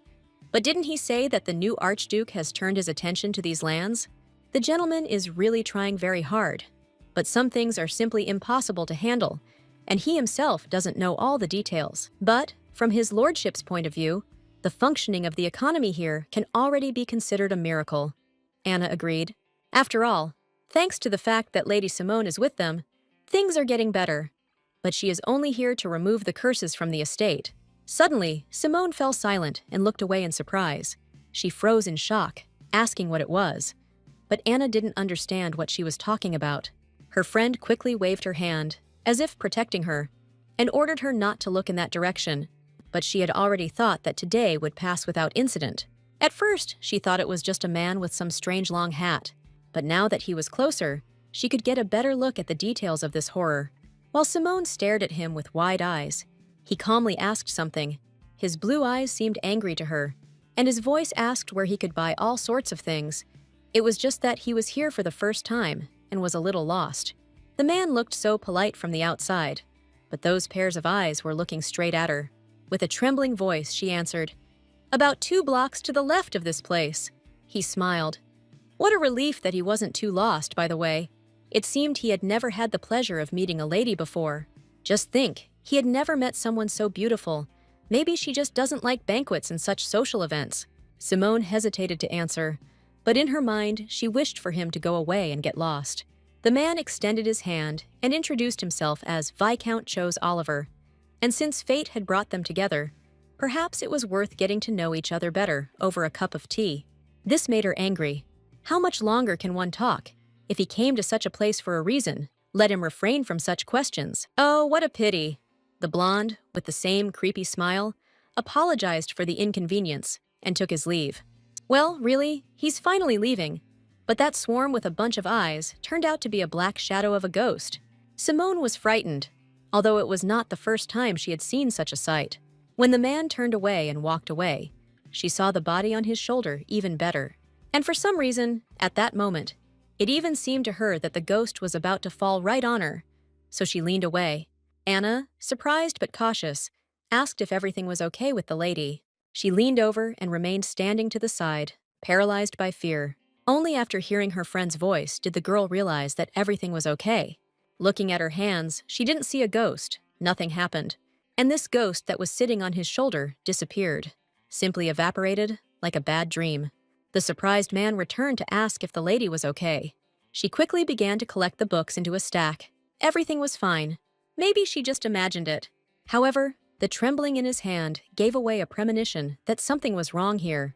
Turning to her friends, the girl ordered them to get ready, despite their discouraged faces. They need to get back to the mansion immediately, regardless of whatever the hell just happened. They returned to the estate only at night, having made a difficult journey. Little changed in the maid's work during their departure. As always, they carried out their assignments and chatted pleasantly with each other. However, the head maid was still not happy with this. She was angry that they were slacking off while no one was looking. With her shout, she quickly sent them back to work. So much noise for just a short break. And why does she act as if she is the only one working in this estate? However, Lady Simone had something she wanted to tell them, so she asked them to stay and gather together. The girl handed them some leaves and told them to take 10 of them each. She bought them today in the village while she was on a trip. From now on, they will all use this as some kind of amulet. She will need to fill these leaves with her power, so let them cut them to the right size themselves. There were a lot of them, so it's better to do this in your free time. Only one senior maid decided to rebel and asked why they were doing this. And in a rude manner, she advised Lady Simone to better focus on her work. While sipping hot tea, she asked a counter question. What if this is her job? She does all this so that no one else can suffer from the curse. As it did with Anna, it is only for their own protection. Of course, she would be lying if she said that she was not doing this to make her life easier. But still, moreover, it was high time to put this evil maid in her place. If the girl says so, then fine, she agrees. And then the girl politely asked if Simone was okay. I just heard from Anna that she suddenly became ill in the village. The girl's red eyes dropped to the floor, and the silhouette appeared in her head again. She certainly wasn't mistaken then, and she's more than sure that this thing was definitely looking for something then. Moreover, she remembered one more small detail. The same ghost that had been sitting on her shoulder the whole time she was looking around immediately ran away as soon as it sensed danger. Simone replied that everything was fine, but they made her think again about this very scary story. She hardly wanted to hear it. The maid did not agree to listen to her and asked her to forget about it. She was just curious. Okay, enough chatter. It's much better to get ready to prepare another amulet for the Archduke. A faithful servant came into the man's chambers and asked what he would like for dinner. But he was more interested in how well Flori ate. She always left more than half of the food untouched. However, it is better not to forget that the number of dishes they serve is large, so this is not critical. And regarding the Adventurers Guild, the message they received today said that they found the saint's wish. Is this really true? Why didn't they tell him about it right away? The guild decided to immediately go to the magician Orkin to make sure it was authentic. However, on the way they were attacked. Apparently, the gem was stolen by someone very capable. Of course, this infuriated the Duke. What idiots, and Ren, he is the best among swordsmen.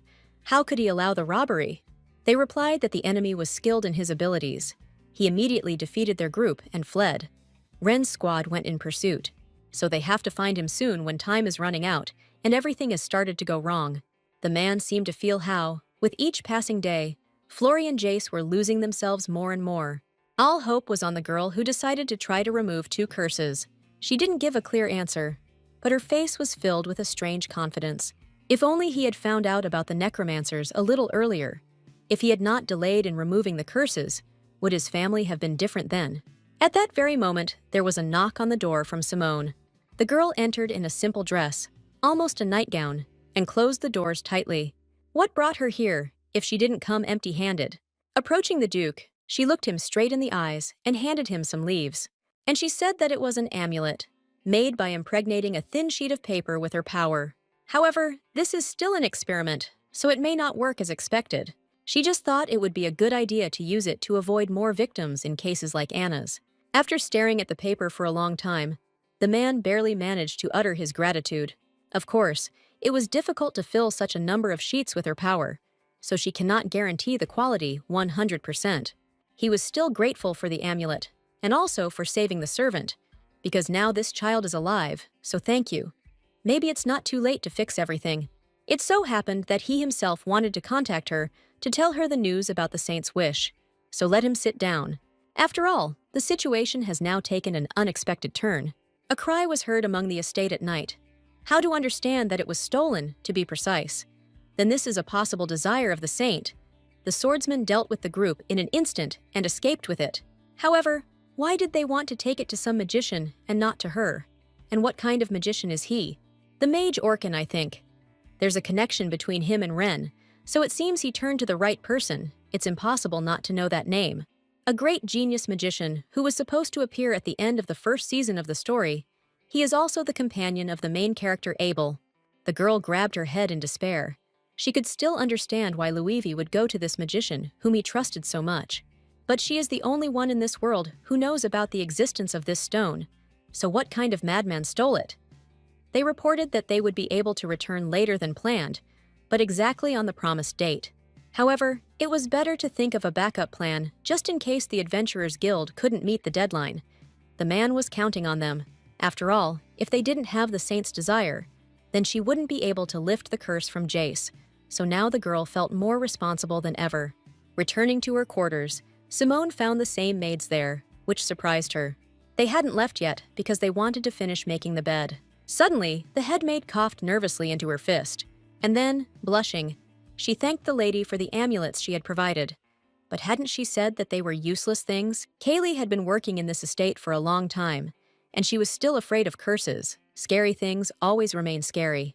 Meanwhile, the second maid noticed a certain amulet on the table, and reaching out to it with her hands, she noticed that it looked different from all those that she had given to the others. At the last moment, Simone managed to warn her that she shouldn't touch him. After all, this is a dangerous amulet for driving out evil spirits. If an ordinary person touches it, he can be absorbed by the energy. So let them see for themselves, and let the other servants also be aware of this. The headmaid asked how she could leave something so dangerous in plain sight, unattended. Well, that's why she said that he can't be touched. Oh well, the girl hadn't spent so much energy during the day before, and now she was very tired. Amid the girl's angry muttering that it would be better to remove this dangerous black amulet, Simone jumped into bed. She also added that it is best to go to bed and sleep in a normal position, and now the maids are finally leaving. With her arms spread out to the sides, the girl finally lay down. The day had come to an end.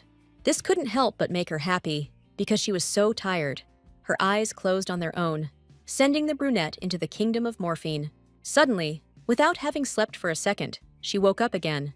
Damn house, not a day of peace. Some noise woke her up. Were the servants still working? And what kind of servant would wander around the estate and make noise at such a late hour? Taking the special amulet, she asked herself what kind of curse had come this time. It's still good that she gave the servants an amulet. At least nothing should happen today, and they can sleep peacefully. The girl began to count the sheep. 1, 2, 3, 4. Memories led her to those very doors. All the maids were alarmed and were on their feet from early morning. Simone, who had just woken up, came out and asked why it had been so noisy last night. Anna awkwardly stuttered and tried to pronounce the words, but it came out poorly. Let him speak already. In any case, only Lady Simone can handle this. The girl began to slowly tell that strange sounds had been heard that night. Some unknown dull sound. Because of it today, all the servants could not sleep until dawn. The headmaid burst into the conversation. Yes, everyone heard it, but no one dared to check where it was coming from. The girl smiled.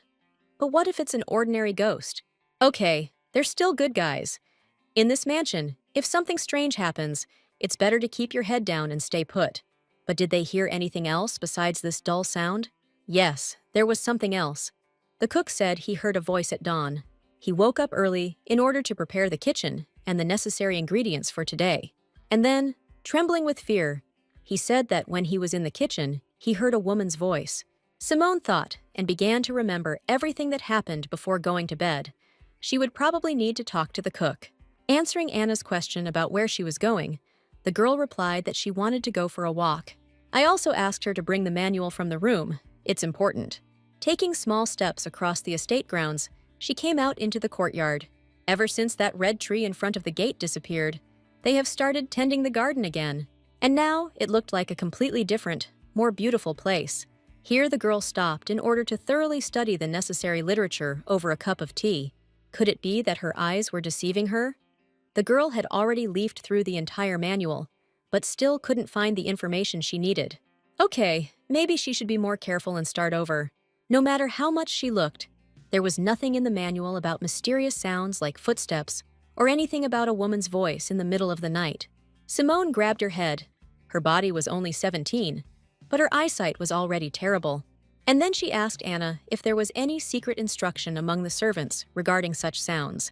The girl thought with the teapot in her hands, but it seemed that no. All the servants were perplexed by what had happened. Even the headmaid, who had been working longer than her, didn't seem to understand what had happened tonight. Getting up from the table, the girl declared that in that case, there was only one place left where she could find out something. And with a quick step, she moved away from the gazebo in order to talk with the owner of the estate himself. However, now the gentleman is receiving an important guest. After all, it was today that Mr. Wren and the members of the Adventurers Guild arrived at the mansion. Could it be that they will now have in their hands that very magic stone from the legend? Just think, he couldn't believe his eyes. He really exists.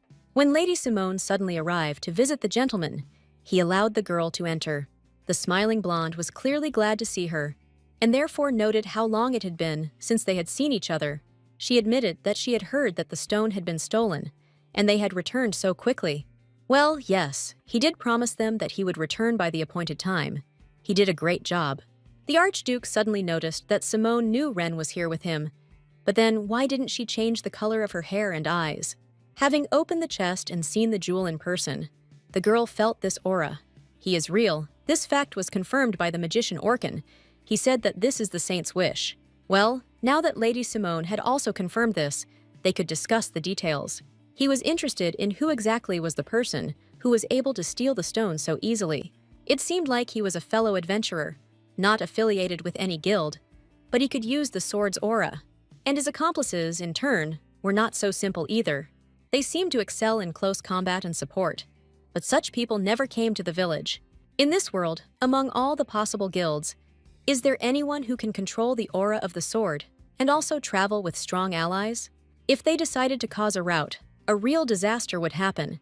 And since he is a swordsman, his path will definitely cross with Luivi. Perhaps they are the same person.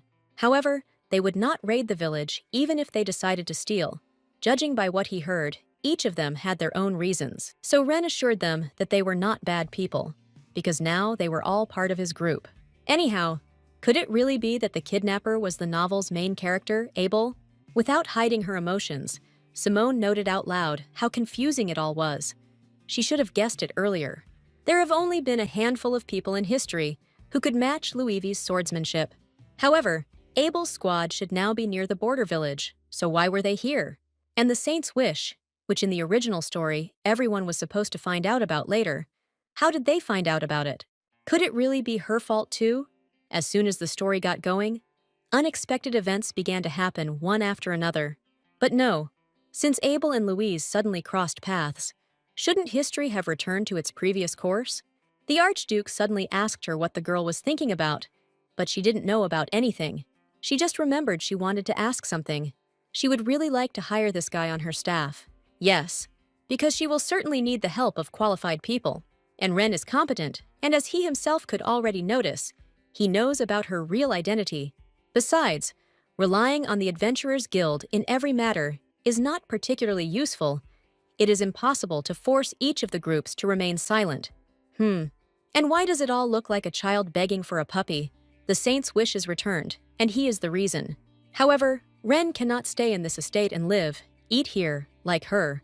The guy told the gentleman not to worry, because he had his own house.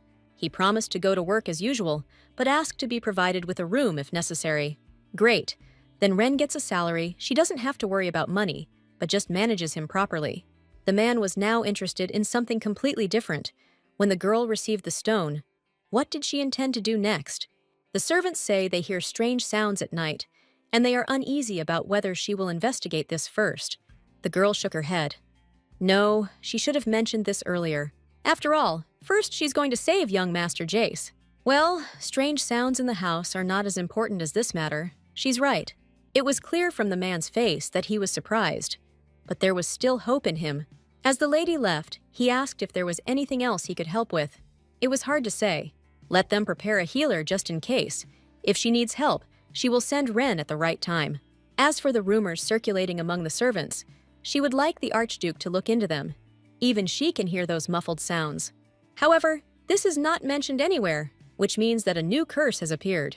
He promised to sort this issue out himself, in which case the guys would take their leave. As he was leaving the man's office, Ren called out to the girl. He wondered how she wanted to save someone with the help of this stone. If the legend is true, then he only has healing powers. Dispelling curses is not in his power. Is he even familiar with dark magic? Well, yes. Witchcraft used by witches and necromancers to separate themselves from the deities. The Empire was so afraid of the dark magic they practiced that they decided to ban it. In protest, the necromancers began to commit various atrocities, which ultimately drove a wedge between them and the Empire. But why did the Empire consider dark magic so dangerous? Probably because it requires sacrifice. Exactly. So far, he has answered correctly. And at present, the Archduchess is actually practicing in these directions. So they came to those ill-fated doors of the estate, past which no one walks. The girl quickly moved forward, despite Ren asking her to wait. Is it really true that the Duchess does this? But she is an ordinary person, not a necromancer. With someone's help, it is indeed possible. But that someone, certainly not her. Even with help, it makes no sense. After all, dark magic requires a living victim, And where could the Archduchess find them in her estate? The boy's face turned blue, but not that. Were servants really being sacrificed? No. Although it is possible that several missing servants were still sacrificed, they were not alive when it happened. There is one person in this mansion whom no one remembers, and there is no trace of him left in the world. This is the eldest son of the Illiston family, wiped off the face of the earth. It has been more than 7 years since young Master Jace became a living sacrifice, and standing in front of those ominous doors, Simone told everyone about it as if she intended to fix everything. So they both looked towards the terrible chambers of Archduchess Flori. I need to take a look right now. The blonde was surprised. Could it really be that sudden? Turning around, the girl said that they would just quickly look inside, that's all. No, the Archduchess is not locked in this room. They say she comes out and wanders around the estate whenever she wants. She herself once ran into her in the corridor. She communicates with his lordship quite often. Well, now there were no more questions, yes. Or he needs a little more time to prepare. Oh no, it was time to go. They grabbed the door handle, not knowing what to expect. The blonde glanced nervously at the lady behind him and asked again if he could open it. He jerked his right hand, holding the second chest with the stone. Not immediately, but the door gave way. Right in the crack, he discovered the terrible face of a woman with sunken cheekbones and narrow pupils. How did she manage to come so quickly? Had she been standing there all this time? The blonde man was so taken aback that he even apologized. He felt embarrassed to bother the lady. The guy was about to close the door behind him, thinking that it would be better not to touch it now. However, she did not allow this to happen, and putting her hand under the blow, she opened the doors even wider. And then, throwing the guy aside, she ran forward after the girl. The dehydrated lady looked even thinner than last time.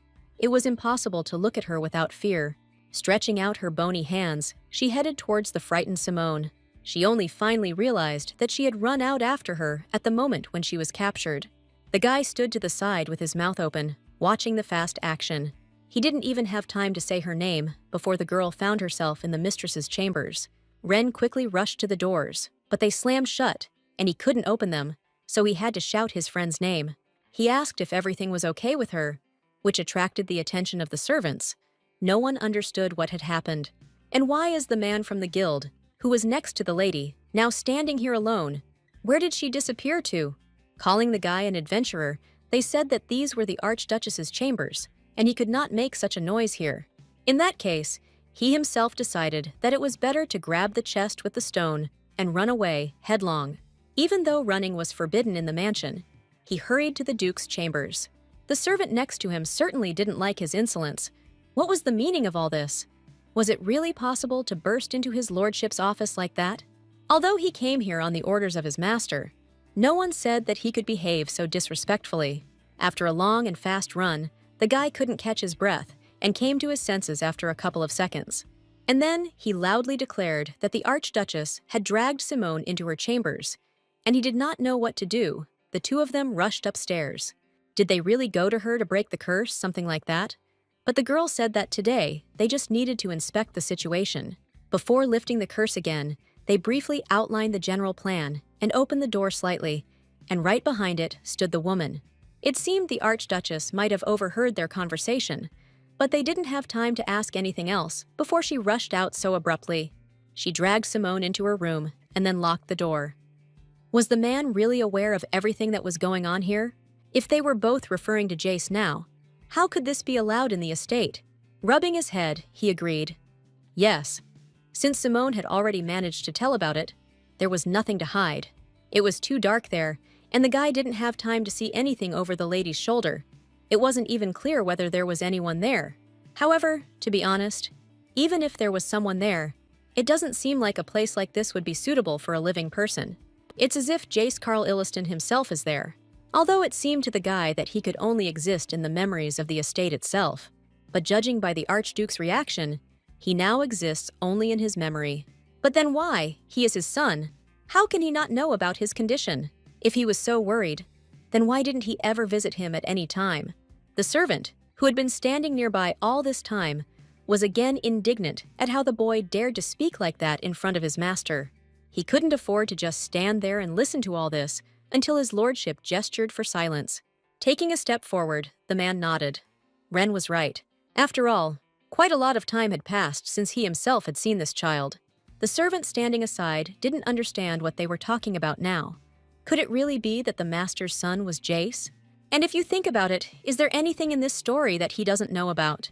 No, and anyway, he is unlikely to understand how everything will be resolved. He will tell and explain everything to him. The man in glasses stood nearby, confused by the situation, while his master grabbed his sword and decided to deal with the pressing issue right now. Taking the dagger blade out of its sheath, he wanted to open those doors. They need to focus on getting Simone out of this room. After all, at that very second, the girl was fighting for her life, and it was becoming harder and harder for her to breathe. Was she really going to die now? The chances are high, considering that the one who tried to strangle her was the killer of many, a lady grieving over her loss. The dry lips repeated the same thing over and over again, wishing her death. Meanwhile, Simone lay and prayed.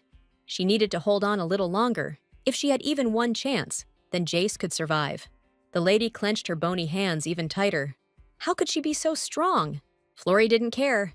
There was only one victim left in the form of a necromancer, and Jace would live. Simone, already wet from resistance, understood that she could die like this, but she still found the strength to kick back. However, I was very surprised when nothing changed. For some unknown reason, the woman, who was of rather fragile build, did not even move, and the hands on her neck closed and grabbed the carotid artery even tighter. With horror in her eyes, she sincerely wished the girl death. Until suddenly, daylight burst into the room. It turned out to be Ren. The guy managed to knock down the door and get inside. He immediately asked if Simone was okay. How was she? But the Archduchess told him to shut up. It would be better if he didn't interfere, while the little girl greedily gulped air through her mouth, clinging to consciousness. Kneeling down, she cleared her throat and wiped the tears from her face. Clutching her throat, she admitted out loud that she thought she would definitely die. There was a bloody sword lying at the side of the room, but Flori was preoccupied with something completely different. Was it really Luivi and the Archduke who were trying to break in? If those two had been a little late, she would have been a dead man. However, now is not the time to think about this. She has a task, and while they distract the Archduchess, she must hurry and find Jace. The girl's eyes darted around the room until they found the main thing. This is Jace's bloody body tied to a pole. My God, what did they do to him? He literally had no face. While Simone stood there wondering how she had done such a thing, the monster took the knife into his hands. Flori was already approaching her, wanting to finish what she had started. However, Ren, with the chest in his hands, still managed to break this strong tree. He quickly began searching for Simone, while the Duke ran behind him. Both boys witnessed a fight between the Archduchess and the girl. And at that very moment, the exhausted girl gave in. The old woman still managed to wound her, and the first blood was shed. His lordship immediately ordered Kaylee to run to the village and bring a healer. Ren, despite this madwoman with a dagger in her hands, ran to his friend. Holding her on her feet, he informed her that the healer would be here soon, and that they should leave first. However, the girl did not want to stop until she finished, and she turned to her Grace the Duchess, saying that in this way she would not be able to lift the curse from Jace. Doesn't this crazy woman understand that there is no point in so many deaths and sacrifices? Because of the curse, the world was gradually forgetting about her son's existence, and as hope faded, she seemed willing to go to such lengths. She didn't know what kind of dark magician had persuaded her to do this, but let her think about what kind of dark magic could save a person. It's as senseless as saying that a necromancer can bring a person back to life. It's absurd. And if she ends up in a room full of corpses, she will eventually get sick too, even if that hasn't happened yet. But Jace is still a living person even now, and she can save him. Coming closer to the woman, Simone declared that she could now rest in her confidence and threw the amulet in her face. As soon as the card touched her face, something strange began to happen to Flori. Those same long dark burgundy threads suddenly burst out of her mouth, dozens of them flying in different directions. This was the effect of the talisman, which was able to drive out evil with the help of a stronger evil. This all lasted for half a minute, then only light smoke came out of the woman, as if she had undergone a cleansing procedure. Her energy is almost depleted, so we need to make sure she gets enough rest for a while. Well, now it's time to get down to the main business. Pointing to the tied-up, lifeless body, the girl declared that this was Jace, and his current state is also his lordship's fault, right? Unable to contain himself, the man began to tell a dark story that happened 7 years ago. the time when he began to be forgotten because of the curse, and Florrie's heart became very weak. Just as she said, a man arrived at the estate. It was he who convinced his wife that he could lift the curse. Their last hope was dark magic, so he supported it. For 10 days, an unknown person taught the woman some kind of dark magic, after which he disappeared. No one suspected that those days would be the beginning of a nightmare. She began to drag living people and animals into her room. Even when the Duke begged her not to harm anyone, it was all useless. Hands stained with blood and tears flowing from empty eyes are all that is left of her. But no, in fact, he didn't really try to convince her, he just had to watch it. After all, they both felt deep pain towards their child, because he was erased from people's memories and doomed to a worse life. After that, the situation did not improve at all, and just when he thought that he could no longer remain on the sidelines, Simone appeared. According to the original story, Jace died because the man began looking for a necromancer after his wife and son were completely consumed by dark magic. However, now everything was different, and the girl still had hope of saving the boy. For 7 whole years, he was on the brink of life and death. However, he is still trying to live, and this means that his desire is strong enough. The girl ordered Ren to give her the magic stone. The saint's wish, which had been so difficult to obtain, was finally in her hands. Having prepared herself for the task, the girl approached their son's body, and using magic, as well as the scarlet stone in her hands, she placed the jewel on his chest, forcing him to live. From now on, he will live, so be it. A huge purple flash, and the girl's mana began to fill the magic stone with sacred energy. This should have been enough to free Jace from this room, bound by dark power. One more time, a little effort, all so that the world can remember him again. After some time, right before their eyes, the boy regained his human features. Ren, the Duke and his wife, watched from the sidelines, not daring to come closer. The curse has not yet been completely lifted. Everyone else still does not remember the young master. Before completing the ritual, he must be pulled out of this place, consumed by magic and sacrifices. To completely lift the curse, a certain price must be paid. But what does this all mean? The man was ready to give anything to save Jace and their family. And of course, he was ready to give his life for his son. Hearing this, the girl laughed. Well, he went too far. If the Duke is so willing to put his life on the line, then there will be no problems, and we can generally continue tomorrow. Simone ordered the Duchess and the boy to be laid apart from each other, and the magic stone to be placed in Jace's hand. For full recovery, this needs to be done for some more time. But the girl herself also had a wound, and blood was flowing. Why didn't she use force to heal it? Ren, with his own efforts, took the stone and ordered her to stand still. The Duke seemed to take a long time to decide and think about what to say. But then he said his treasured thank you. Meanwhile, the guy had already healed his girlfriend's hand. From now on, this necromancer is the benefactor of their family, and this only amused her. Now he really trusts her. Simone walked slowly through the palace, dragging a huge axe behind her across the marble floor. Arriving at the scene, she asked everyone to leave the premises immediately. Of course, the workers were scared, not understanding what Mrs. Simone was going to do with this weapon. However, she knew perfectly well what she was doing when she hit the wooden table with all her might, breaking it into pieces. The maids could only watch this in fear, standing aside, despite the fact that all these things cost a lot of money. After all, the Duke said, let Simone do what he wants. After all, this was exactly the price he expected for lifting the curse, and when the girl finishes, he orders the Duchess's chambers to be cleaned. The girl smashed the expensively furnished and luxuriously decorated room to smithereens, but the assistant still couldn't understand whether she was really going to destroy all of the Archduchess's things. And even this book in his hands, and all the other objects in this room, these are not ordinary things that can be simply taken and replaced. But Simone didn't understand what he was talking about. It was old junk, so what difference did it make? Perhaps there was some truth in it. Anyway, she's made such a mess, but she hasn't yet done everything she wanted. She needed to find and destroy the source of the curse, but she felt nothing. Since the Duchess fueled the curse with black magic, the girl should at least feel something after destroying the item. Holding the axe in her hands before swinging, she thought again, wait a minute. But the Archduke said that a dark magician lived in this mansion. The guy confirmed her guess, and it seemed like an idea had dawned on the brunette. So that's it! The girl rushed forward, not paying attention to anyone. So, with an axe in her hands, She asked the maid where the room in which the dark magician was staying was. All the maids were very afraid of this madwoman and could not really answer, until the chief servant came up and calmly ordered Simone to follow him. The slightly confused girl was surprised, but agreed. As it turned out, the servants did not know about his existence. Since black magic is illegal, it has always been used secretly. If it becomes known that a mage practicing black magic has visited the cursed estate, this will stir up not only the residents, but also the servants. He was allowed to live in the mansion and communicate only with the Archduchess for 10 days. The man showed the room allocated to the stranger and then walked away.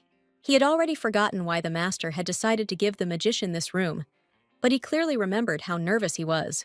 Ren was surprised that Mrs. Simone had decided to destroy everything here too. No, first they will look for something, and if a friend finds something useful, then let him report it. There were so many layers of dust around that it was hard to breathe, but he agreed to help. The two of them studied the room for a long time. They went through all the drawers, looked at all the linens and hidden places, until suddenly, Simone discovered something hidden from public view. Grabbing a certain ball in her hands, the girl joyfully shouted what she had found, raising it up. Surely this is the very thing the dark magician left behind. In that case, they had no choice but to break this white ball.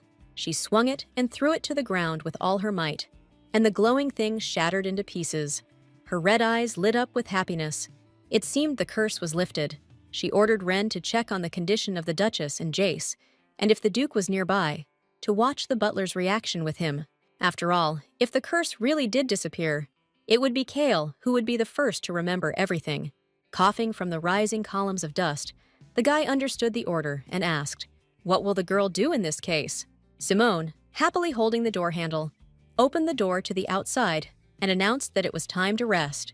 Anna flew into Simone's room, saying that she had heard something. The girl, who was calmly sipping tea, was suddenly interrupted. Well, what else could she have heard there? It's even interesting. The friend replied that it was a heavy, dull sound of something hitting the floor. The headmaid ran up to her charge and agreed. She had heard it too. Last night someone really did make noise, as if they were stomping along the corridors.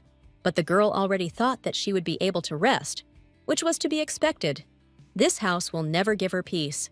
Do they really hear it that often, like every night? And that night, along with him, Anna even heard a female voice. She seemed to be saying that everything was over. The corridors were very quiet, so she could make out the words. The cook also said that he had also heard it. The ghost of a woman, muttering, as if searching for something, snorting and wandering at night. For some reason, this story seemed painfully familiar to her, as if from a world where she had previously lived. A scary, dark atmosphere and a creepy monster voice. No, that can't be. How could this sign appear here? With these heavy thoughts, Simone headed to the Duke's chambers. Throwing open the doors, she asked him sharply if he was busy. The case concerns strange sounds that the servants claim occur every night. And this noise is definitely not mentioned anywhere in the reference book, she checked. It looks like a new curse has appeared on the estate, or something unrelated to them is happening. His words struck the girl. How can one understand something that is not connected to this family? Then could it be something that came from outside? The girl remembered perfectly well her facial expression when she saw that ghost. Seeing Simone's frightened and serious face, the man asked what was wrong and who she suspected. But she was just lost in thought and couldn't say anything. Nothing came to mind. First, let her see for herself, and after she is sure, she will tell you everything. Taking advantage of the moment, the girl asked how the Archduchess and Prince Jace were doing. The boy, as she asked, tries not to let go of the stone, but there is little progress. Well, this is not a quick matter. We need to keep an eye on him further. She will come back later if there are any questions. Leaving the Duke's chambers, Simone exhaled as if she had gotten rid of a pile of stones on her shoulders, until the moment she noticed that someone was standing in front of her. It turned out to be Ren. But what is he doing here? She didn't invite him today. The guy laughed sweetly. How could he rest when she was working? It's incredible. Does she really have an employee who doesn't take a break even when asked to? He was probably just keeping an eye on her. The blonde man started talking about suspicious sounds at night. It seems that many of the servants have already witnessed this. It's a big problem, because it will interfere with work. Perhaps he should watch these sounds at night. Simone stopped and suddenly asked what he would do if he came face to face with the cause of the noise. Well, he'll just cut it with a sword. But why not do the same as with the scarlet tree? She didn't know because she hadn't encountered it herself yet. They say that lately the noise has been coming from the basement, so the best way to find out the reason is to see it with your own eyes. However, she did not hire him as a bodyguard. Of course, it is understandable. He wants to know about necromancers and oddities, curses of the imperial family, but he will only prevent her from meeting the ghost. Therefore, there will be no assignments for him on this mission. Let him just wait. The girl finally found Anna, who was carrying a heavy load in her small hands, and she asked her friend to prepare a spare room in the basement for her. She would stay there for the night tonight. And Simone didn't care at all that there might be monsters there, because she came here to solve these problems. Ren approached the girl again with another proposal. While the room was being prepared, they could meet with the cook. They say he has become silent and frightened lately, but she was clearly planning to go to him anyway. The guy asked permission to follow her. Let him do what he wants. A couple of seconds later, the two guys found themselves in the kitchen. The chef sat among dozens of pots. He seemed frightened by the sudden appearance of strangers in the kitchen. She would like to talk a little and hoped that he was not too busy. The man looked simply terrible, completely pale, as if someone was pursuing him. The girl wanted to ask about the noise he had witnessed. Had he heard anything else since then? The man's smile fell from his face. The ladle fell from his hands. Yes, he heard. Does this mean, since she came to him and asked him directly, that a ghost has now appeared in the mansion? The cook covered his ears in fear and screamed that he heard this every day. And that's not all. He even saw him, that very ghost. Where the face should have been, there were blue, swollen legs, and instead of legs, there were a bunch of eyes. Clutching his head, he began to tell that it happened a few days ago. It was around this time that the servants began to whisper about someone or something wandering around at night and making noise. They also started asking him if he knew about these rumors. The workers were already too scared to prepare food alone at dawn. One guy was shaking with fear, and although not seriously, he asked to be butchered. It was better than taking the morning shift. Of course, he already knew that anything could happen in this mansion, and this boy was still so young, but already a weakling. And then one day, going down the stairs, the cook, without a hat, yawning, heard a certain sound. Looking around, he did not see anyone at his workplace. He remembered that brat who had complained to him, and the man had come here at the crack of dawn to help. And he didn't even show up. We urgently need to set his mind straight. Of course, he could have prepared all the ingredients for the soup on his own, but he decided to go and bring this stubborn man by force, who clearly did not want to work. He ran towards the exit as quickly as possible, already thinking about the words he would say. No such luck. Today, something strange started to happen again. It was the same thing. The cook had already heard about it from the rest of the servants, but he thought it was just the house shaking like that. This sound was rapidly pursuing him with all its might. It seemed that he was able to catch up. Just one awkward movement, and he trips over his own shoe. And then, with a loud splat and sharp pain, he flies to the floor. Trembling with fear, the man felt the monster approaching. But I didn't dare to see it with my own eyes. The fear was too great, and he simply crawled slowly towards the exit, until the creepy creature said that it had caught him, and the cook's curiosity crept up. Turning around, he saw a pale, bloody face with a creepy smile, hanging upside down. His huge blue eyes were just level with the floor. To be honest, he didn't understand anything at all about what it was, and why it just passed by and then disappeared. Nothing had happened since then. He just worked in the kitchen in the mornings as usual, trying not to run into that creepy woman. It seems he shouldn't have told me this, because now the silhouette pops up in his head again. So, if they understood correctly, the ghost looked at the boss and simply said no. Well, yes, perhaps the man misheard because of fear, but it seems he remembered correctly. Ren stated that it looked like she was looking for someone specific to attack. But if everyone in the mansion has already heard this sound, but there are still no victims, then it means that the ghost is hunting only those who are looking. Right, now it's all clear. The inverted ghost of the bloody woman. That day she followed her.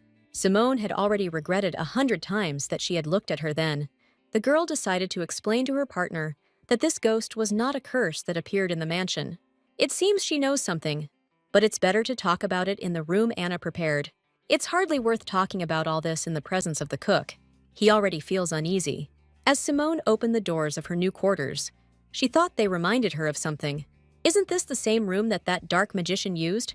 Apparently, there weren't any more free ones. And what does it even matter why the girl doesn't like it? She didn't understand who had chosen this room in the first place, and why they were arguing with her. Anna became nervous. Her friend probably didn't want to live in this place, but this was the most decent room in the basement, and there were no rats here. It looks like Anna chose the room, okay? It's well tidied, so everything is in order, and it's quite enough for one night. Simone had already listened to the chef's story, and thanks to him, she had a rough idea of what it was like. And today, she was going to meet him in person. The maid was very worried. It was so dangerous, and therefore she hoped that Mr. Wren would also stay here for the night. The smiling blonde was already hoping to spend the night together. But no. The girl reminded him that he already had other things to do. The maid did not stop asking her if she could cope alone. Maybe in that case, at least she would stay with her. The coward was going to fight the ghost. The girl apologized, saying she would probably just be in the way, and her friend thanked her for her concern, but assured her that she could handle it herself. Besides, if she needed help, Wren alone would be enough. Then she will be back for lunch, and if they need help, they can call her at any time. The doors slammed shut, and the boys were left alone in this basement room. Wren immediately asked again what it meant that the assistant, who was so competent, had other things to do. Yes, and it is true, because it seems that the ghost that the chief saw became attached to her when the girl was in the village. On that very day of buying books, she saw this monster on someone's shoulder. So from now on, Wren's task will be to go to the city and find out information about this man. Having listened to his mistress, the partner did just that. That same night, the guy wrapped himself in a robe and disappeared on business. Having eaten her fill, Simone plopped down on the bed out of boredom. They said that the ghost appears at dawn, so you can climb into a warm bed and take a little more nap. The girl woke up not in the real world. At first, when she opened her eyes, she herself did not understand where she was. It was so dark around, she tried to scream, but it didn't work. It seemed like her voice was gone. Black energy began to flow around her body, and now everything became clear to her. Everything became even clearer when Simone saw in front of her a huge snake with predatory red eyes. When she grabbed her by the throat and she couldn't respond, the girl realized it was sleep paralysis. But all this did not change the fact that she was suffocating right now. Suddenly, someone spoke to her, asking why she was so desperately trying to change her destiny. She didn't understand who it was, but the smile of this monster was frightening. He had a long snake-like neck and even longer black hair. Leaning close to her face, he whispered that he would come to her soon. At this point in the nightmare, the girl woke up and greedily began to swallow air. Sitting up in bed, she tried to comprehend what she had just seen, but the noise outside the room quickly distracted her. Great. Thanks to the nightmare, she at least woke up in time. Standing on the floor and feeling the piercing cold, she put on her slippers, and going straight to the door, she leaned against it and began to listen. She waited nervously for the next bursts of sound, but it was the sound of my head hitting the floor. I didn't want to go out at all. However, it is already approaching, checking all the rooms for the presence of a certain person.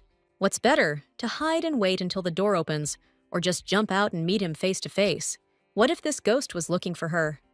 Now, after such a dream, she felt even more anxious. Okay, whatever happens. With these thoughts, Simone opened the door and ran out into the corridor. Seeing the ghost with her own eyes, she was surprised. The black face broke into a smile and laughter, repeating the word found dozens of times. He certainly looks like something, but why is he looking for her? However, the blue eyes said with disappointment that no, it wasn't that again.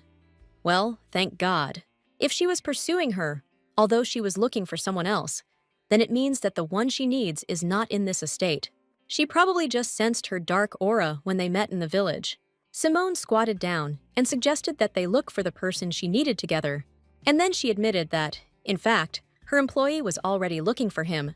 She can wait here until he returns, because there is no one she needs in this house. After hearing this, the ghost closed his eyes and then disappeared. The girl only managed to notice a light haze in the air. And then, exhausted, she fell to the ground with an exhalation. Her calm was interrupted by someone's voice. What is he doing here at such a time? It was the Archduke, in his nightgown, who asked her if she had finished the job. The man came to check on Florian Jace, and the servant in their room told him that she had been fighting the creature alone in the basement. He helped her up, since there was no security nearby, and decided to check if everything was okay. Simone just laughed. Everyone seemed worried about her today. As she went upstairs, she asked him if he had seen the ghost itself. She just wanted to make sure she wasn't imagining things. And that's why she asked him if this ghost was familiar to her. It seems she blurted out too much. It would probably be strange if she said that the one who was hired to exorcise ghosts was the one who brought one into the estate. So now it's time to quickly run to your room. She's finished all her work in the basement for today, so she wants to go back and sleep peacefully. The man suddenly noticed that it seemed like Kaylee's memory was gradually returning. Flory has finally come to her senses, and Jace has survived the worst, which proves that the curse is completely broken. Simone stated that soon the other servants would remember everything too. It seemed that there was a rather good atmosphere between them now. So she decided to tell his lordship something. This is information about the very ghost he saw. It seems that he really got into the mansion because of her. After what was said, there was a minute of silence. She apologized, to be honest. She didn't want it to turn out like this. She got herself into trouble, but at least no one got hurt, so everything is okay. The Archduke raised his hand, and Simone only mentally hoped that he would not scold her or send her to the basement. She did not like it there. However, the man simply patted her on the shoulders sweetly, advising her to be careful, and then he turned around and left, still holding the same flashlight in his hands. Could this really be his entire reaction? It's just early, go to sleep. While the maids were working, like the whole mansion, the girl was lying sweetly in bed. She hadn't slept so sweetly for a long time. Since she saved the Archduchess and Jace, this ghost shouldn't bother her, so she can rest easy, at least until Ren returns. Because how can she look for that person if she doesn't even know what he looks like or what his name is? This will most likely take a week, but the partner, contrary to expectations, has already returned. Seeing the blonde man with his usual cloying smile in her chambers, she was upset. It seems the task was urgent, so he forked over a little money and sped things up. Well, yeah, he didn't even let her rest. He says it wasn't difficult to find a person. Fortunately, it turned out that on that day, only one man in colorful clothes was collecting information in the village. Baron Rottenburian, a descendant of a family of merchants who bought his noble title, has a son and 2 daughters, and is quite wealthy. Wait a second, wasn't Chouse Oliver? I guess that wasn't his real name. He often goes abroad on trade matters, so even though he is a noble of the Luan Empire, he is not very well known there.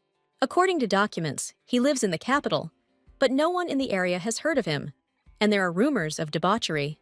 They say he doesn't pass by any skirt, be it a maid or the daughter of a business partner. Baron Rothon claims that his wife died early from illness, but rumor has it that she died of grief, and this is the reason he came to the village this time. Allegedly looking for a girl from an impoverished noble family, Simone carefully read the document provided. Why did he talk to her then? Now she feels uneasy. Throwing the paper on the table, the girl asked, "What next?" Hoping that this is not all the information he has obtained, there are also rumors about an illegitimate child, which is already interesting. This happened 3 years ago, about 2 after the death of his wife. They say that Roten always came to the village with some girl. In an expensive noble carriage drawn by horses, he offered her his hand as she exited. She was very thin, wore expensive jewelry and dresses, but did not look like an aristocrat. These were probably just gifts from the Baron. However, at some point, the girl's belly began to grow, and the informant thought that she would become the Baron's next wife. And after that, the man came to the village with another lady. The girl who was known to the informant was never seen again. It is impossible to say for sure whether he really wants to say that the man abandoned the pregnant woman, but the informant thinks so.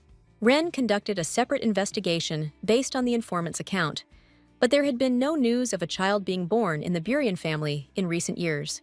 His legitimate children have already grown up, his daughters have married, and his son is preparing to accept the inheritance. So what about that woman and the child? What awaits an illegitimate child and his mother, an unrecognized family, as a rule, is death. He thought so too, it's quite plausible. To be honest, this was not uncommon among the nobility. Simone thought for a long time, and then suddenly turned to the headmaid with an order. You will need to prepare a long, strong rope and place it in a visible place in the basement. What is the girl planning? Does she really want to kidnap the Baron? Oh, who do they even take her for? Let them not worry. She will use it only as a last resort to keep him. Well, if they don't care about this ghost, they can continue to sit there with their eyes wide open. The girl again distracted the Duke from his important affairs. Entering the room abruptly, she addressed his lordship with a request. It was as if he had already gotten used to Simone not observing etiquette. This concerns a ghost that knocks in the hallway at night. The girl laughed and said that she had a condition before she told. Let him please reimburse the cost of the information for which her employee overpaid.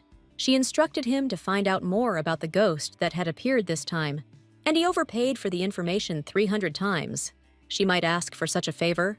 The servant asked whether the mistakes of his subordinates applied to them, but the Archduke agreed, of course. Simone is under the protection of their house, so he will pay. So what information did she get for that kind of money? The guys found out about Baron Rotenburian, but the informants inflated the price a bit, explaining that customer data is expensive. But why did she need information about this man? Well, of course, because the ghost that appeared in the mansion was originally haunting him. The girl handed the papers to the Duke and asked him to look at them. He quickly read everything and agreed, of course. So what does she need now? To invite him to the mansion. She wasn't going to invite him to a giggle and laugh, of course. She only wanted one thing, for him to meet his ghost face to face. Of course, she won't allow the Baron to be killed, but she can't guarantee that he will leave the estate safe and sound. The Illiston family may have to bear responsibility, but one problem in the mansion would disappear. The girl felt sorry that she was asking him to pay for what she herself had done. However, it's not her fault that she saw him then. The Duke said that Lord Rotenburian was a very wealthy man. Besides this, although he was engaged in trade with other continents, no one in the Empire cooperated with him. Ren suggested that he meant that now they could deal with the Burian family, and nothing would happen to them for it. The man confirmed his words. Yes, this is their chance. The Archduke understood perfectly well what she was talking about, and no matter what the girl did to the Baron, he was ready to take the consequences upon himself. Simone herself didn't fully believe that he was sure. As she knows, their family has already been branded as damned, and the Imperial House has turned its back on them. So what difference does it make, since their reputation can't be worse? She needn't even worry. He will invite Baron Burian to the estate. It was unclear how he would manage this without connections. The man was ready to come up with any number of reasons for inviting him. Even if their family is in decline, no baron would dare refuse the Archduke. However, the family had not received guests for 300 years, so it would take him some time to arrange a visit. The girl was ready to give 10 days. Reluctantly agreeing, the man noted that in the meantime, she too should prepare to exorcise the ghost. 10 days later, the headmaid struggled to wake Simone, pulling the blanket back. How much longer can I sleep? What, 5 more minutes? She can skip breakfast, so why does she sit up until late? Instead of grumbling, Anna kindly helped her friend up. The maids needed to clean up, so they sent her out for a walk. Well, what's wrong with getting a good night's sleep on the last day of your vacation? Opening the doors, the girl decided to have a snack in the garden. However, I was very surprised to meet someone I didn't expect. Mrs. Flory stood right in the aisle, as if waiting for her to come out. The lady was silent, only looking piercingly at the lady. Simone, and all the other maids, were afraid of her ladyship. However, the woman apologized with a smile for scaring them, and she asked to give her at least a little time to talk. Even if the curse was lifted, she didn't want to talk to the man who was trying to kill her without preparation. However, the first thing the lady said while drinking tea was an apology. Anna was trembling all over as she poured the tea that the woman had prepared, especially for their conversation. She hoped that she would like the drink, and if not, then there was no need to force herself to drink it. Has she really become her old self again? It seems so. But what brought her to Simone? The lady came to thank her and ask if she needs anything to live comfortably in this place. After all, exactly 7 years ago, Flory lived here. Before she became Archduchess, it was her bedroom, and later her office and personal space. And since Jace was born, the room where he grew up, his place, has been very dear to her. So when she found out who lived in it, she was surprised. The lady suddenly asked how old the girl was. However, she was so deep in thought, trying to remember Simone's biography, that she seemed to have forgotten. She thought for a moment and then answered, "She is 17. The lady was just worried that she had to force the child to remove the curses, so she is very glad that this is not the case. Flory asked her not to be shy and asked if she needed pocket money, clothes, food, anythings, or if she wanted to go to school. The Archduke must not have thought about it, because he is not very attentive. Wow. Even though she was possessed by black magic, she nearly sacrificed many lives and even tried to kill her. Now everything is different. She calmly sipped her tea, trying to help. For some reason, warmth and tenderness emanate from her. Even if the lady didn't need anything now, she wouldn't hesitate to contact us in the future. After all, the lady believed that there was nothing more meaningless than empty gratitude. Does this really mean that she will be able to receive pocket money? If they give it to her, she needs to take it. In any case, she has gradually become accustomed to the role of a young lady and no longer feels satisfaction from removing curses, so a reward would not hurt. Their family is still out of favor with the imperial house, so Flory won't be able to give her much, but he promises to come up with something. By the way, Lord Burian was supposed to visit the estate today. She asked the Duke to invite him to calm the ghost, and she will also be attending the dinner with the Baron. Simone's own thoughts made her realize what day had arrived. The lady agreed. She had never done this before, so she didn't even know how to help her. But she will try, because the noble carriage will arrive soon. As he stepped out of the carriage, the man thought only of how dare this poor family distract him from important matters. Straightening his tie, he once again glanced irritably around the estate.